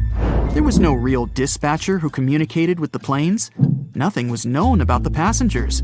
No newspapers except this one published news about these missing aircraft. It seemed they just took the same story and changed the dates, locations, and names of flights. Yes, the case was solved. It was all fake. The rain stopped. Detective Anderson looked out the window and heard the sound of a passing train. He remembered another weird and fake story, a story about a phantom train. It took place in Italy in 1911. 100 passengers boarded the train of the Zanetti Railway Company. It went through the picturesque mountainous area, got into a mountain tunnel, and disappeared. No one else had seen the train since then. All the passengers were lost, but not for long. They appeared in the past. There were records dated 1845. One unknown doctor from Mexico City wrote about 100 Italians who appeared in the city from nowhere. They were all dressed strangely and talked about one mysterious train. This was a completely made-up story. There was no proof or records about this train and the people who got into the past. A loud sound interrupted his thoughts. Detective Anderson picked up the phone. He was silently listening to the person on the other end of the line. A minute later, he answered, "Yes." The detective put the phone down. It was a new mystery for him. In the Sahara Desert, the locals noticed a huge ship lost in the South Pacific 27 years ago. There was no crew on board, no cargo, and no flags. No one knew how it appeared among the sand, but wet mud formed around it because of moisture. It seemed like the ship had just teleported there from the water. Perfect! No fakes this time. Detective Anderson put on his hat and left the office. But this story is for another video.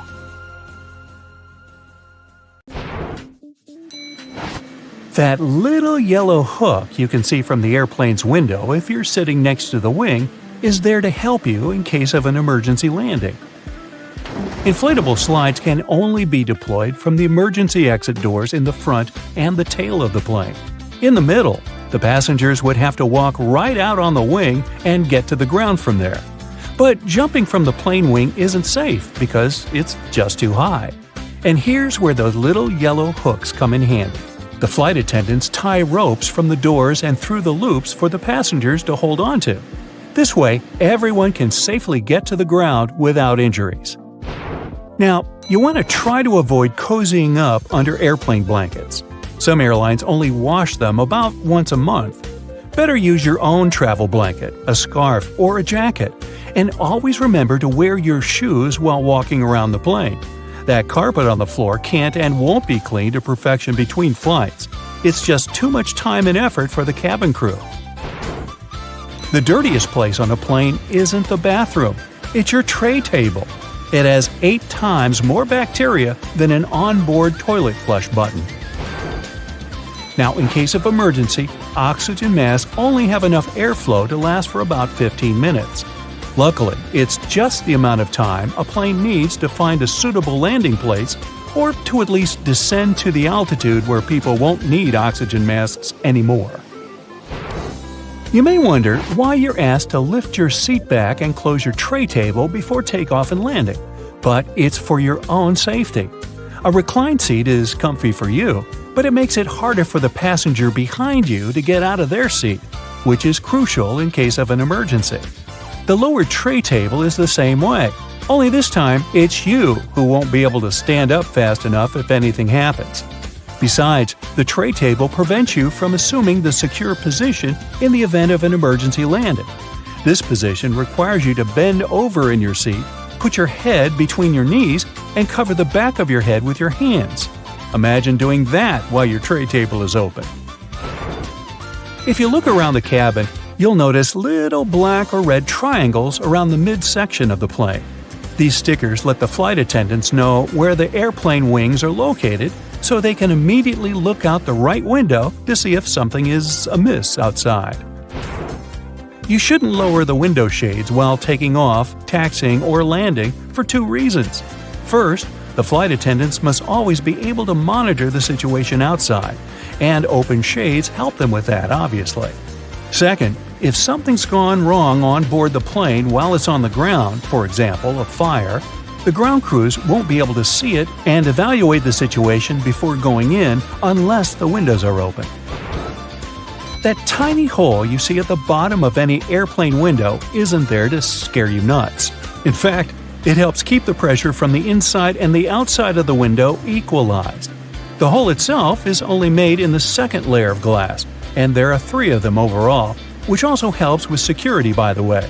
Even if the outer glass breaks, there will still be 2 more to keep you safe. Now, you might see flight attendants touching the overhead compartments while they're walking along the aisle, but that's not exactly what they do. Right beneath the compartments, there's usually a handrail that goes all the way through the cabin, so you can also use this trick to stay firmer on your feet in the aisle. The pilots dim the lights in the cabin during nighttime, not for you to get cozy and sleepy. Our eyes have a hard time adjusting to darkness in the first few minutes of sudden lights out. And in the case of emergency, every second matters. So the lights get dimmed to let you get used to darkness in case something happens and you have to act fast. Pay attention to the aisle floor too. If there's an emergency landing at night, there will be 2 luminescent strips along the aisle showing you the way to the exit. Follow them to get safely out of the plane. Flight attendants also suggest counting the seats between you and the emergency exit once you're seated. This will help you navigate in case there's no other guidance available. If a lightning bolt hits the plane, the passengers won't feel it. The entire aircraft is covered with aluminum coating that conducts electrical current and doesn't let it inside. This protection is tested using a lightning simulator. Airplane windows are round because the air pressure is evenly distributed this way. If the plane's windows were square, strong air currents would accumulate in the corners of the windows, depressurizing the cabin, and that's bad. Don't think you become untouchable if you go to the airplane toilet. The bathroom door can be opened from the outside. There's usually a small latch at the top of the door that allows cabin crew to get you out of there. It's useful for both getting to people doing something suspicious in the bathroom and helping those who don't feel well and, for example, collapsed while in the toilet. Yeah, let's avoid doing that. The plane's wings flash red and green lights at night to show the direction the plane is heading in. A green light is always on the right wing, and a red one is on the left. Aircraft tires are designed to withstand 4 to 5 times more pressure than they actually experience upon landing. The wheel is more likely to break than the tire. Pilots always have different meals. This is necessary to reduce the risk of food poisoning. The flight can still go well if one of the pilots has gone down because of a stale burrito, but not if it's both of them. And try not to both of you eat the fish. Some airlines don't allow pilots to have beards. Facial hair can prevent securely fitting the oxygen mask, and pilots must always remain conscious. The seats are blue in most aircraft because this color soothes people. It's also easy to keep clean. The rumbling noise you hear after boarding the plane is luggage being loaded on the plane. The compartment is right beneath the cabin, so it can sound quite loud sometimes. On most flights longer than 7 or 8 hours, pilots have access to a specially designed rest seat in or near the cockpit. Flight attendants typically have a section of the cabin reserved for them, and it's sometimes separated from the passenger areas. Some larger aircraft even feature private crew quarters above or below the main cabin. The wings of most passenger aircraft are located at the bottom of the plane. It's called a low wing. Firstly, if you install the engine under low wings, it'll be closer to the ground and easier to repair. Secondly, the wings will take on part of the shock in case of a hard landing. And if the plane falls into the water, then the wings become a life-saving pillow. By the way, a plane can stay afloat for 10 minutes to 60 hours. It all depends on the model of the plane, weather conditions, and pilot skills. Now, most airplanes are white because this color best reflects the sun rays and the aircraft body doesn't heat up as much. Also, the damage is best seen on white, and white paint is simply cheaper. Shoulder straps seem more secure than just a waist belt, but not in the case of planes. When the plane gets into turbulence, it's tossed a bit in the air. The waist belt will simply hold you in place in case of a more severe shake. Shoulder straps would require more space between the seats, and this is not justified on a plane. In a car, the impact is usually much stronger, so you need that shoulder strap not to whoosh through the windshield. Flight attendant seats do have passenger straps, but that's because they are much less comfortable than passenger ones. They're narrower and positioned facing the passengers. Flight attendants need extra protection simply not to fall off their seats if the plane shakes hard enough. Also, they have to help and direct people during potential evacuation, and for that, they need to be in top shape. Now maybe you've noticed that you always enter the plane from its left side. Firstly, the captain usually sits on that side. This way, it's easier for the captain to align the plane with the terminal jet bridge. Also, the aircraft is fueled and loaded with the baggage on the right side. If passengers come from the left, the crew can do their job undisturbed. There are so many ways to make airplanes safer. For example, they could have ejector seats so that every passenger could be rescued. In reality, though, it's way more difficult than it sounds. If there were ejector seats, your trip would be very different. Everyone would have to be strapped into a seat with a harness to make sure they wouldn't fall out of it. Then you'd have to wear an oxygen mask all throughout the flight. An emergency can occur at any time. Then, ejection in itself is a big pressure on your body. Even fighter pilots who are physically prepared can still suffer severe injuries. For an average person, this process wouldn't be safe. So, however cool it sounds, ejection seats aren't very practical and are actually quite dangerous. Okay, well, at least they could have a parachute for each passenger, but this wouldn't be very useful either. Parachutes only sound like they can save many lives. First, having them isn't efficient. They're very costly and heavy. So a plane would need to burn more fuel while flying if there were parachutes on board. It would all be worth it, though, if parachutes could make an actual difference to the safety of people, but they can't. Commercial planes aren't designed in a way that would make it safe to jump out of them, especially with a couple hundred people on board. Next, passengers aren't trained to use them. Imagine there's an emergency. The plane is falling, and 200 people are trying to deal with a parachute for the first time in their lives. It would be an absolute mess. Lastly, it's not safe to jump from the high altitudes planes fly at. So, oxygen masks, life vests, and boats are the best life-saving equipment, and every plane has those. You know those huge engines that they have under the wings? Yeah, look at them. They don't look safe at all. Birds can get pulled in, and it actually happens. They could at least put a grate in front of the rotating parts to prevent birds from getting in there. Turns out those engines pull inside huge amounts of air, and this is crucial for them to work properly. The more air gets swallowed, the more air gets compressed, mixed with fuel, and burned. And then, more of it gets pushed out from the other side, keeping the plane going. A cover at the front would be a barrier, significantly reducing the air inflow that is crucial for the proper work of the engines. And this would endanger the passengers. But hey, don't be too upset. Birds fly way lower than planes do, so they're only in danger for a few minutes at the beginning of the flight while the plane is climbing altitude, and at the very end when the plane is landing. So very few of them ever get pulled in, and if they do, it's never a threat to the engines or passenger safety. Planes also don't change up the gears like cars do, so technically they can't go backwards. The reason for this is that planes don't need to go backward.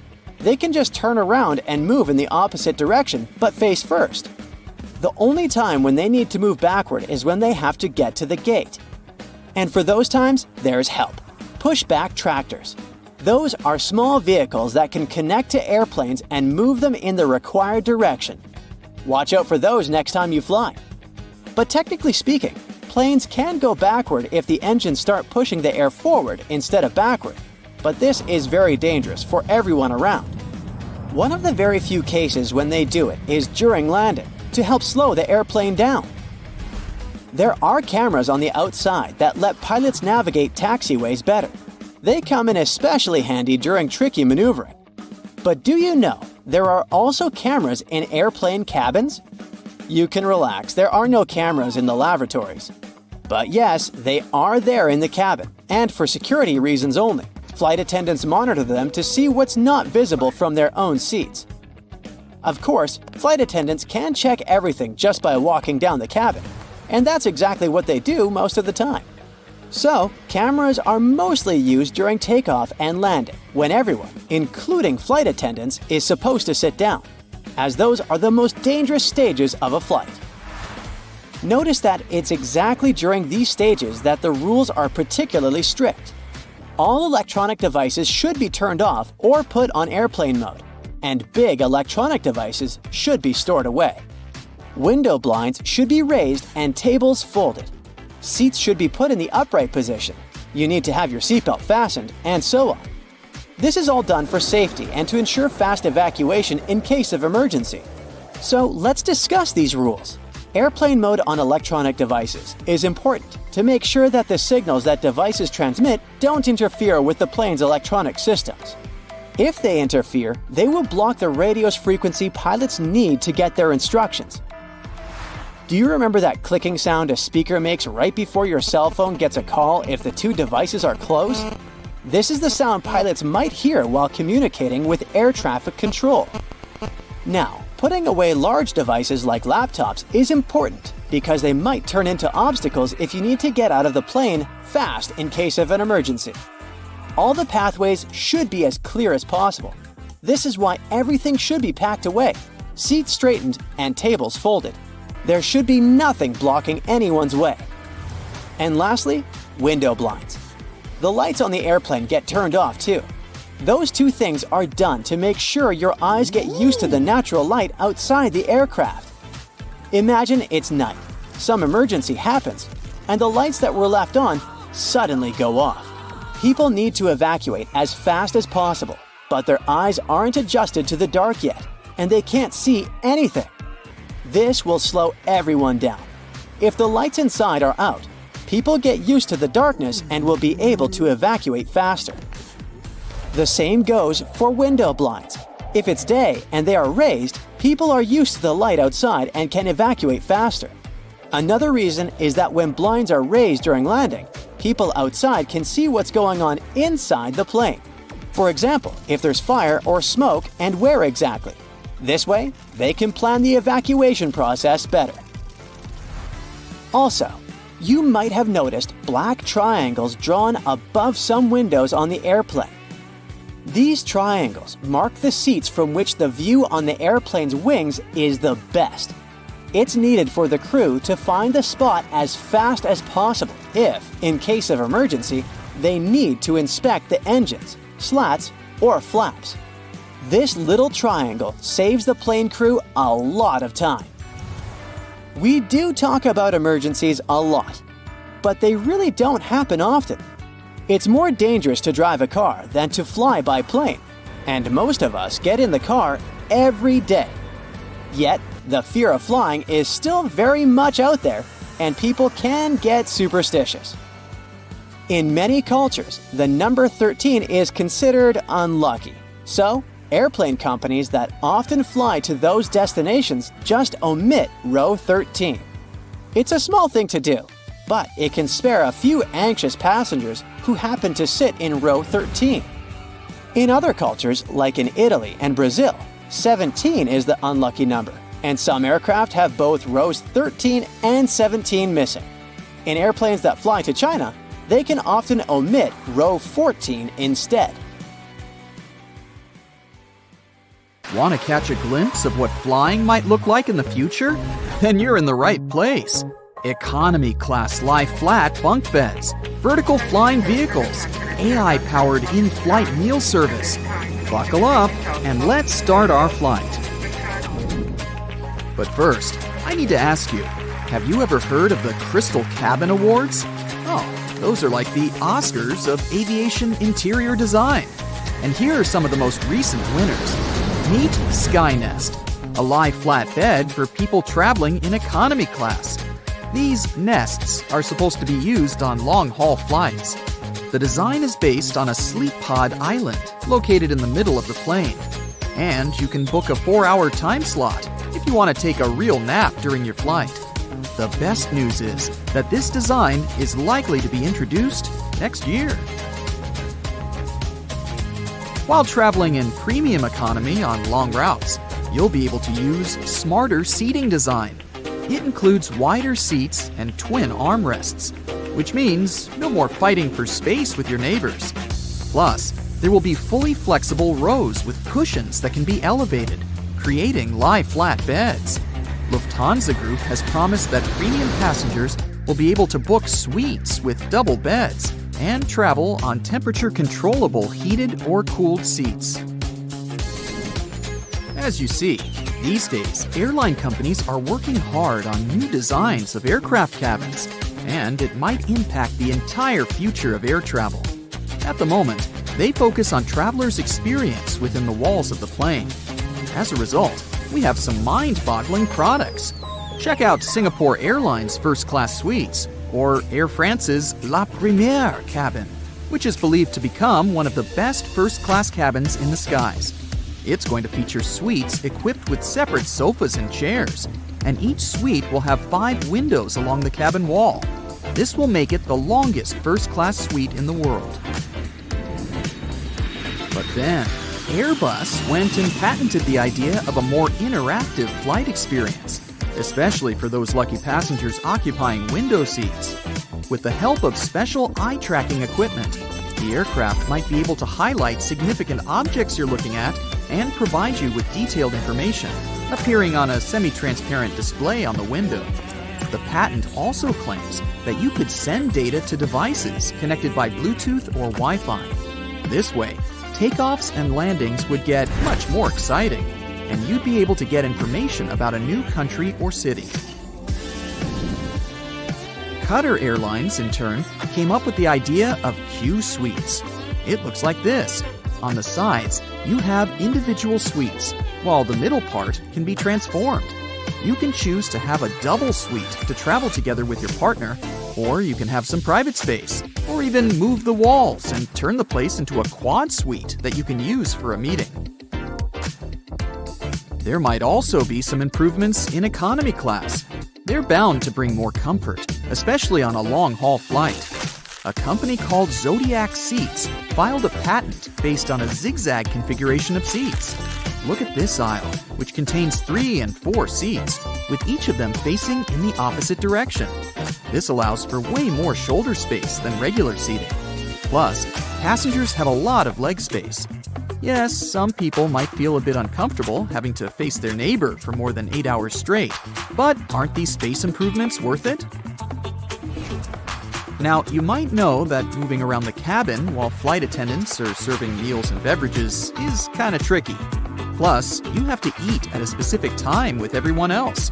Or, if you're not feeling hungry, forego the meal altogether. Well, robots might be the solution. One company has suggested using perfectly sized pods that could slide along the rail in the middle of the aisle, delivering drinks and food ordered by passengers. This way, you could get your meal at the most suitable time for you without leaving your seat. This solution is likely to solve the problems with meal service. Even better, it might allow for fewer galleys in large planes. Unfortunately, this idea was filed 60 years ago and hasn't been implemented yet, so maybe it's not as great as it sounds. Another idea connected with in-flight meal service includes using AI.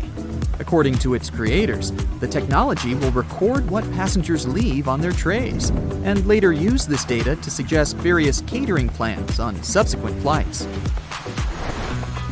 Now, even though these innovations sound like they're going to make traveling way more comfortable, they're not exactly revolutionary. But look at these innovations: vertical takeoff and landing aircraft. Hyundai Transys's air taxi cabin concept optimizes space and prioritizes your privacy in a shared cabin. If we talk about short flights, there's City Airbus Next Gen. That's an all-electric, vertical takeoff and landing vehicle with 4 seats based on the lift and cruise concept. It can operate within the range of 50 miles and has a cruise speed of 74 miles per hour. Another amazing prospect is passenger aircraft with AI co-pilots, or even pilots. Some experts claim that planes could potentially be flown on a fully automated basis. Not everyone agrees with this idea, though. A skilled pilot is part of a complicated safety system that reduces risks and keeps passengers safe. Pilots have to be navigators, technicians, engineers, and weather experts. On a regular working day, a pilot needs to deal with ground crew, other air crew, cabin crew, air traffic control, and passengers. That's a lot. And don't forget that they need to communicate well, not only in aviation terms, but also on an interpersonal level. Will AI be able to do the same? Time will tell. But let's get back to the boldest ideas about the future of air travel. Some experts think that sometime around 2040, you'll be able to catch a hypersonic plane ride. Lots of people believe that the era of supersonic planes finished in 2003 when the Concorde commercial airplane was decommissioned after decades of being unprofitable. But it seems the situation might change soon. New supersonic aircraft will fly at incredible heights, and their speed is likely to be at least 6 times the speed of any other passenger plane. Traveling from New York to London, in this case, will take less than 2 hours. By comparison, these days, it takes a conventional airplane 8 hours to fly from one of these cities to the other. There is one problem, though. The supersonic plane tickets will cost a lot, and statistically, people tend to prioritize price over speed. So, experts don't think that a lot of people will be eager to pay a few $1,000s to get from London to Sydney in 4 hours. Plus, such planes will need a lot of liquid hydrogen fuel, and at the moment, it's not cheap. By the way, you might not recognize a plane from 2050. These flying machines will keep changing for the next several decades, and the chances are high that, at some moment, windows will start to disappear from airplanes altogether. This way, aircraft will become stronger and better suited for high speeds. Windows make planes heavier, which results in larger fuel consumption. No wonder cargo planes don't have windows. Planes will also become sleeker and will likely be covered with solar panels. There's also a concept of a plane with its cabin made out of transparent polymers. I don't know about you, but I don't think I'd ever board such a plane. Talk about aerophobia. The chances are that in a few decades, we'll see a hypersonic plane with a jet engine that can turn into a rocket that can fly into space. Liquid oxygen would get injected into the exhaust, turning the engine into a rocket. It would help the aircraft reach enormous speeds, and on the way back, the engine would turn into a regular jet engine once again. Have you ever watched an action-packed Hollywood film where an airplane gets a hole in its side and everyone starts freaking out?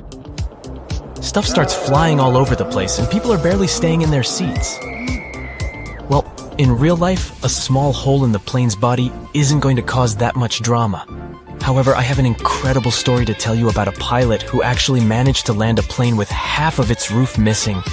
Can you believe it? Make sure your seatbelt is fastened because this one is going to be a wild ride.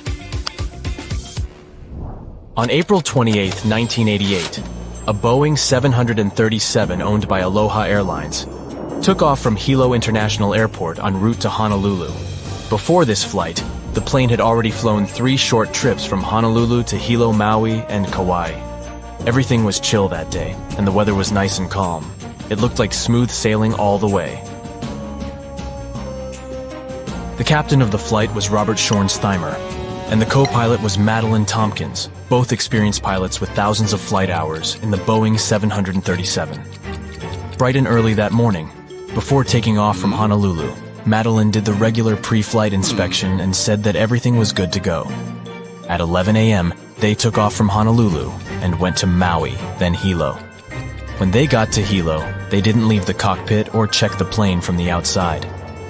It wasn't a requirement, so why bother? At 1:25 p.m., the plane took off for the final leg of the round trip, with 95 people on board. 89 passengers, 2 pilots, 3 flight attendants, and an FAA traffic controller who sat in the observer seat in the cockpit.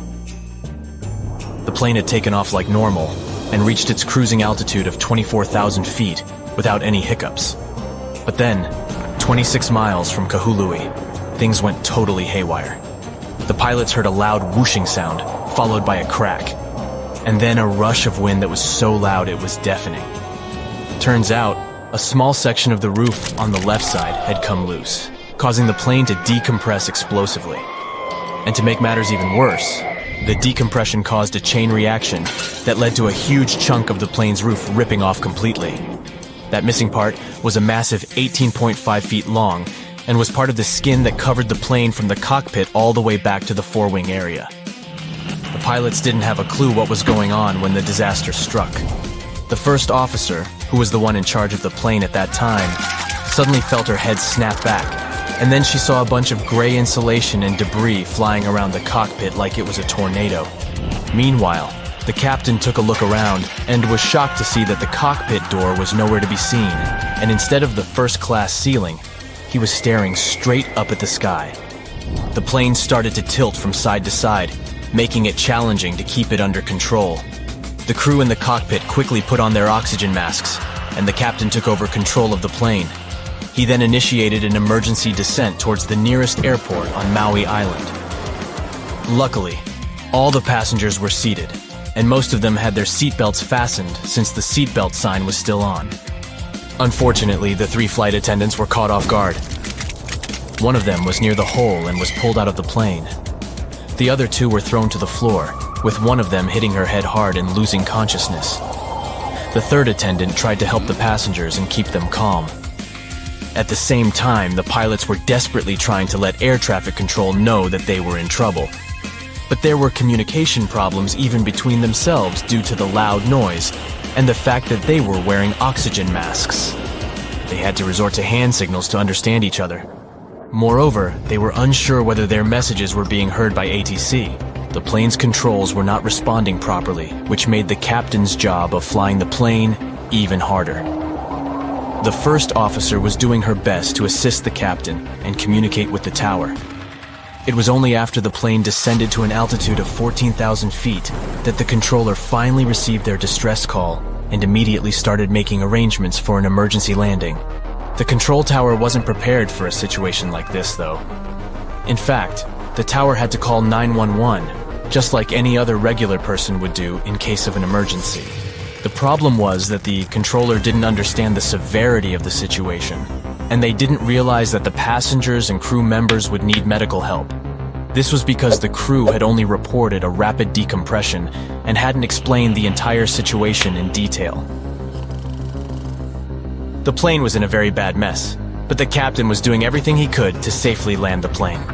As they descended towards the airport, the captain commanded the first officer to lower the landing gear, but the indicator light didn't turn on.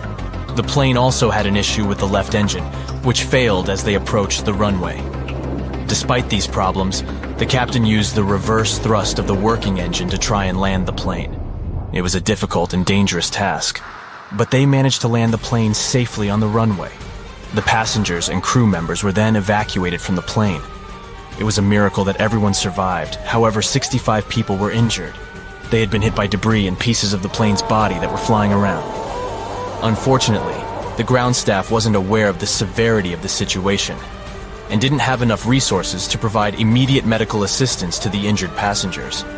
The first ambulance arrived 7 minutes after the plane landed, which wasn't an ideal scenario. Furthermore, there were only 2 ambulances on the entire island, which couldn't accommodate all the injured people. As a result, tour vans were used to transport the passengers to the hospital. Fortunately, 2 drivers who were former paramedics provided immediate first aid to the injured right on the runway. Meanwhile, the airport mechanics and office staff took the vans to the hospital, which was located 3 miles away. Despite the chaotic and stressful circumstances, only 8 people suffered severe injuries, but they all later made a full recovery. The plane was in really bad shape though, and it was no wonder it couldn't handle the stress of the decompression incident. Despite its age not being a problem, it had experienced a whole lot of takeoffs and landings, which took a toll on its integrity. The salty and humid environment it operated in only added to the damage. You see, planes are designed to withstand a certain number of flight cycles, and this plane had exceeded that number by a long shot. The majority of its flights were short domestic ones, which meant it had to take off and land way more times than it was designed for. This is what ultimately led to the roof coming off during the flight. The poor condition of the plane meant that it was beyond repair and had to be dismantled right there at the airport. What's interesting is that in an interview after the accident, one passenger recalled that she had noticed a crack in the plane's fuselage while she was boarding. She didn't tell the flight crew about it because she didn't think it was worth it, so they didn't know to check it. It's important to remember that these types of accidents are very rare nowadays. Major airlines and airports take numerous steps to ensure safety. And according to Harvard University, the chances of being in an airplane accident are about 1 in 1.2 million. And that's a tiny percentage, and I don't know about you, but I find that very comforting. And even if something did happen, such as the roof of the plane coming off, it's reassuring to know that the pilots are trained to handle emergencies and can still land the plane safely.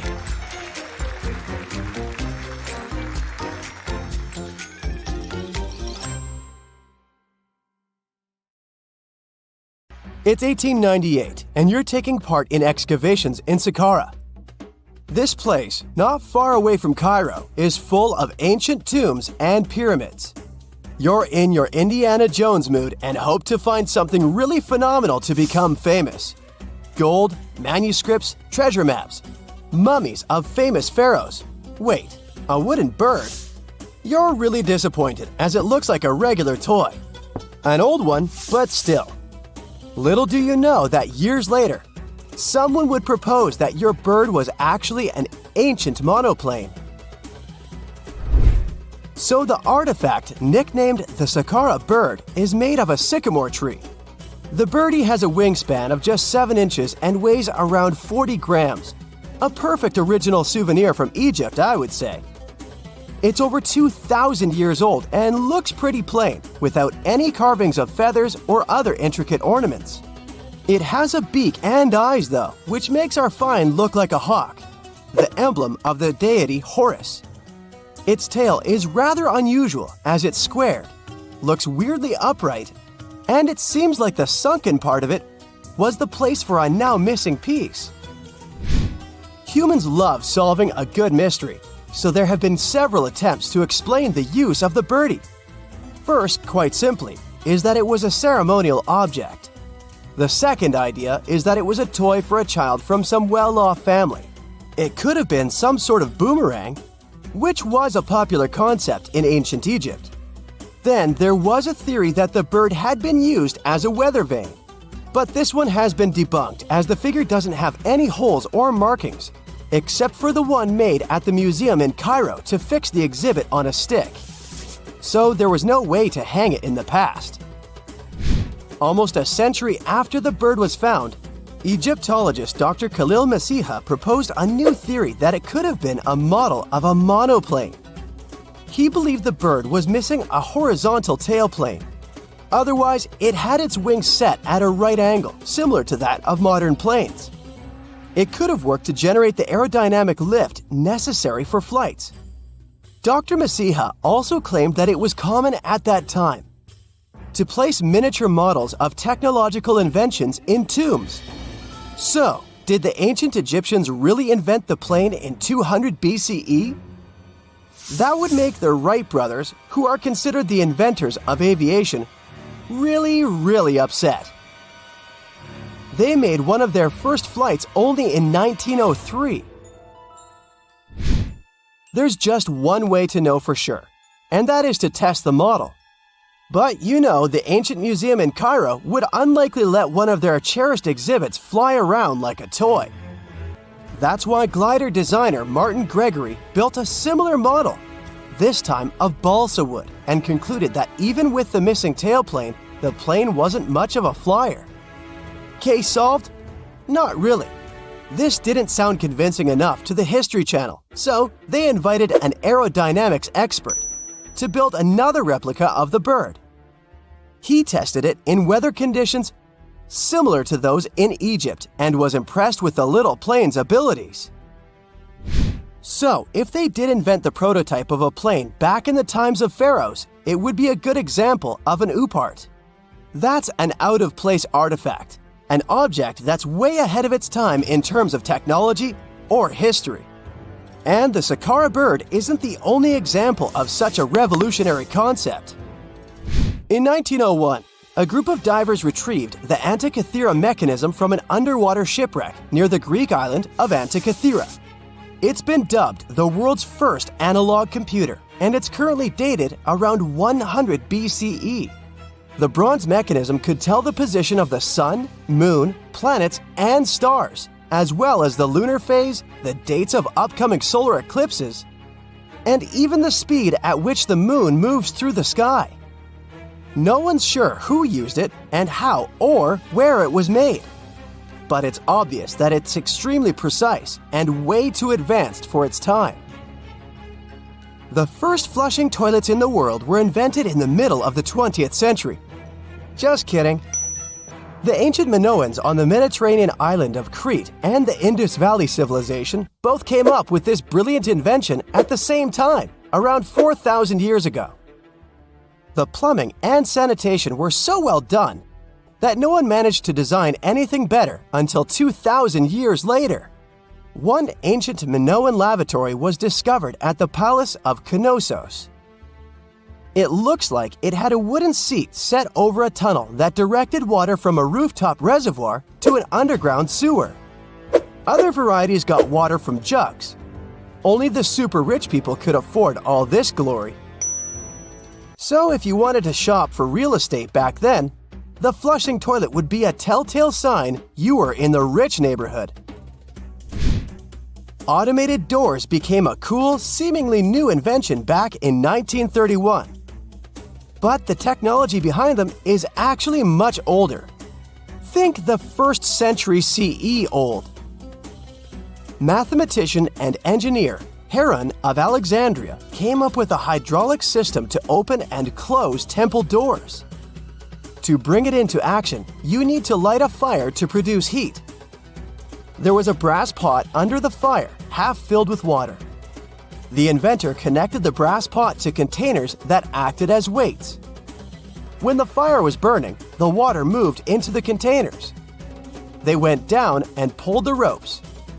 It was nothing like a supermarket door that opens in front of you before you even have time to think.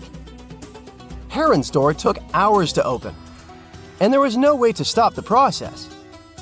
That's why they only opened the doors once a day before people entered the temple, to add some mysticism at the temple during ceremonies. Spooky. Looks like the first ever battery was invented in Baghdad around 2,000 years ago. A German archaeologist found this oval-shaped clay jar in 1938. Scientists are still not sure what purpose it served and who exactly invented it. There is a theory that it was used for electroplating objects with precious metals. When they filled it with a weak acid like vinegar, the battery produced around 1 volt of electricity. Another theory says it was a vessel for sacred scrolls. Would you like to buy contact lenses designed by Leonardo da Vinci himself? In 1508, he invented a glass lens with a funnel on one side. You were supposed to wear it with water inside to improve your vision. Sounds a bit uncomfortable, doesn't it? So, around a century later, French scientist René Descartes decided to improve the idea and make the cornea contact the future lenses. Contacts because they contact your eyes, get it? The glass tube with liquid did help improve vision, but blinking was sadly impossible. 2.5 centuries later, new technologies in the glass industry let scientists design contacts that would fit in the eye and even let the wearer blink. Thanks, guys!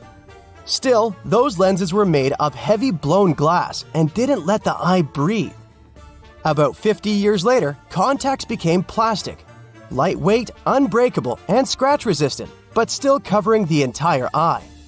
And then, in 1948, an English optical technician accidentally sanded down a plastic lens and figured out they'd still be in place even if they covered only the cornea. Imagine you're living in 19th century London and need to send a message to New York. It would have taken about 10 days to get there by ship. So when delivery time went from days to hours in 1858, it was a true sensation. The first message was sent by Queen Victoria herself. It was all made possible thanks to the transatlantic telegraph cable, running under the ocean. Sadly, the new cool invention only lasted a few weeks. It took years to bring it back to life. That's it for today. So hey, if you pacified your curiosity, then give the video a like and